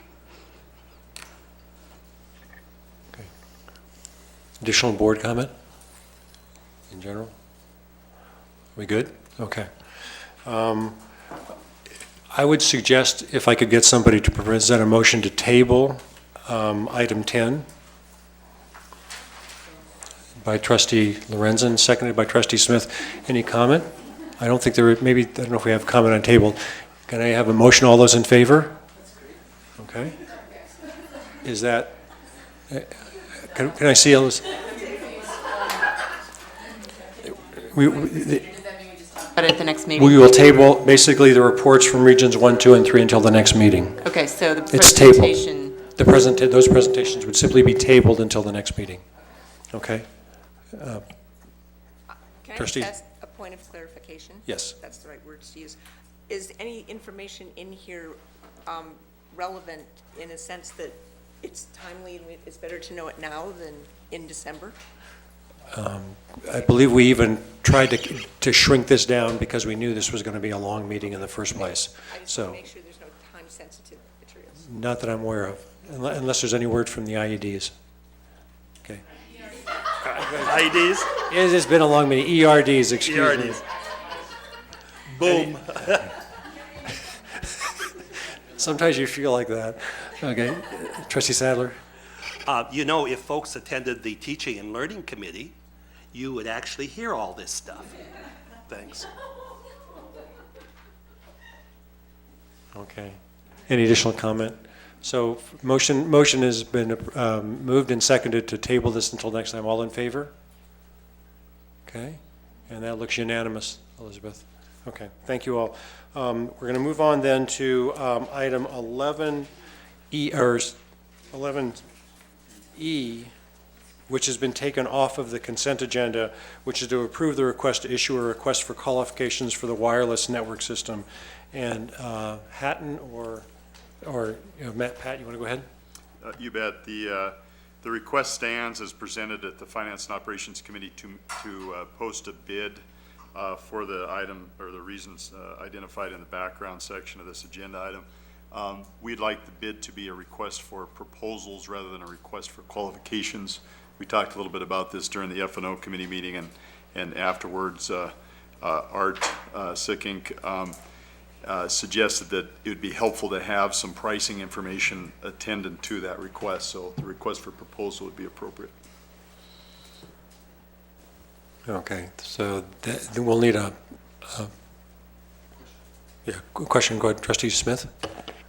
Just for clarification then, so then the recommendation would be from the administration that trustees approve a request to develop and issue a request for proposal. Correct. Okay, so that's a change. Correct. And that proposal obviously includes monetary, a money number, a figure that we will hold them to. Okay. The RFP would include a request for qualification information, but also pricing, which wouldn't be allowed in an RFQ, so the RFP is appropriate. Good. So it really, just to expand, so it's basically expanding the breadth of what you're actually asking for information-wise. More detail. That's right. That's right. Okay. Is that clear? Okay. So is there a motion to approve this request? Trustee Smith, is there a second? Trustee Sadler, any additional discussion? Seeing none, all those in favor? Oh, is there Trustee Holland? I just want to make sure that we don't have to clarify that it's an amended proposal. I mean, it's an amended action that we're being asked to take, so it's clear that we're changing the language. I mean, the motion sounded like we were moving to accept what came out of committee as opposed to the amended proposal. We're moving, I believe, to change it to a request for proposal that's as opposed to. Right. Yeah, so it's actually a change in the language of the proposal. Right, I just want to make sure that was stated, because you just said we're moving on the motion, and it wasn't clear what the motion was. The motion is to approve a request, to issue a request for proposal for the wireless network system. Thank you for the clarification. Okay, so it's been moved and seconded. Is there any additional comment? Okay, then all those in favor? And that looks unanimous as well. Thank you all. We'll move on then to item number I, which is approve request to bid computers. Hatton or Pat? I can take that Pat, as well. you want to if take that, that's okay? Sure. Are you okay? Or Hatton? During the committee meeting, we had discussed bidding this item in advance of the board approval of the request for bids. And given our ability to purchase under existing continuing bidding authority, it's not necessary to speed that up. So essentially, the request as it stands stands, and so we wanted to make sure that that's clear. So. So the standing request stands. Okay. Yeah, right. Okay. So is there a motion to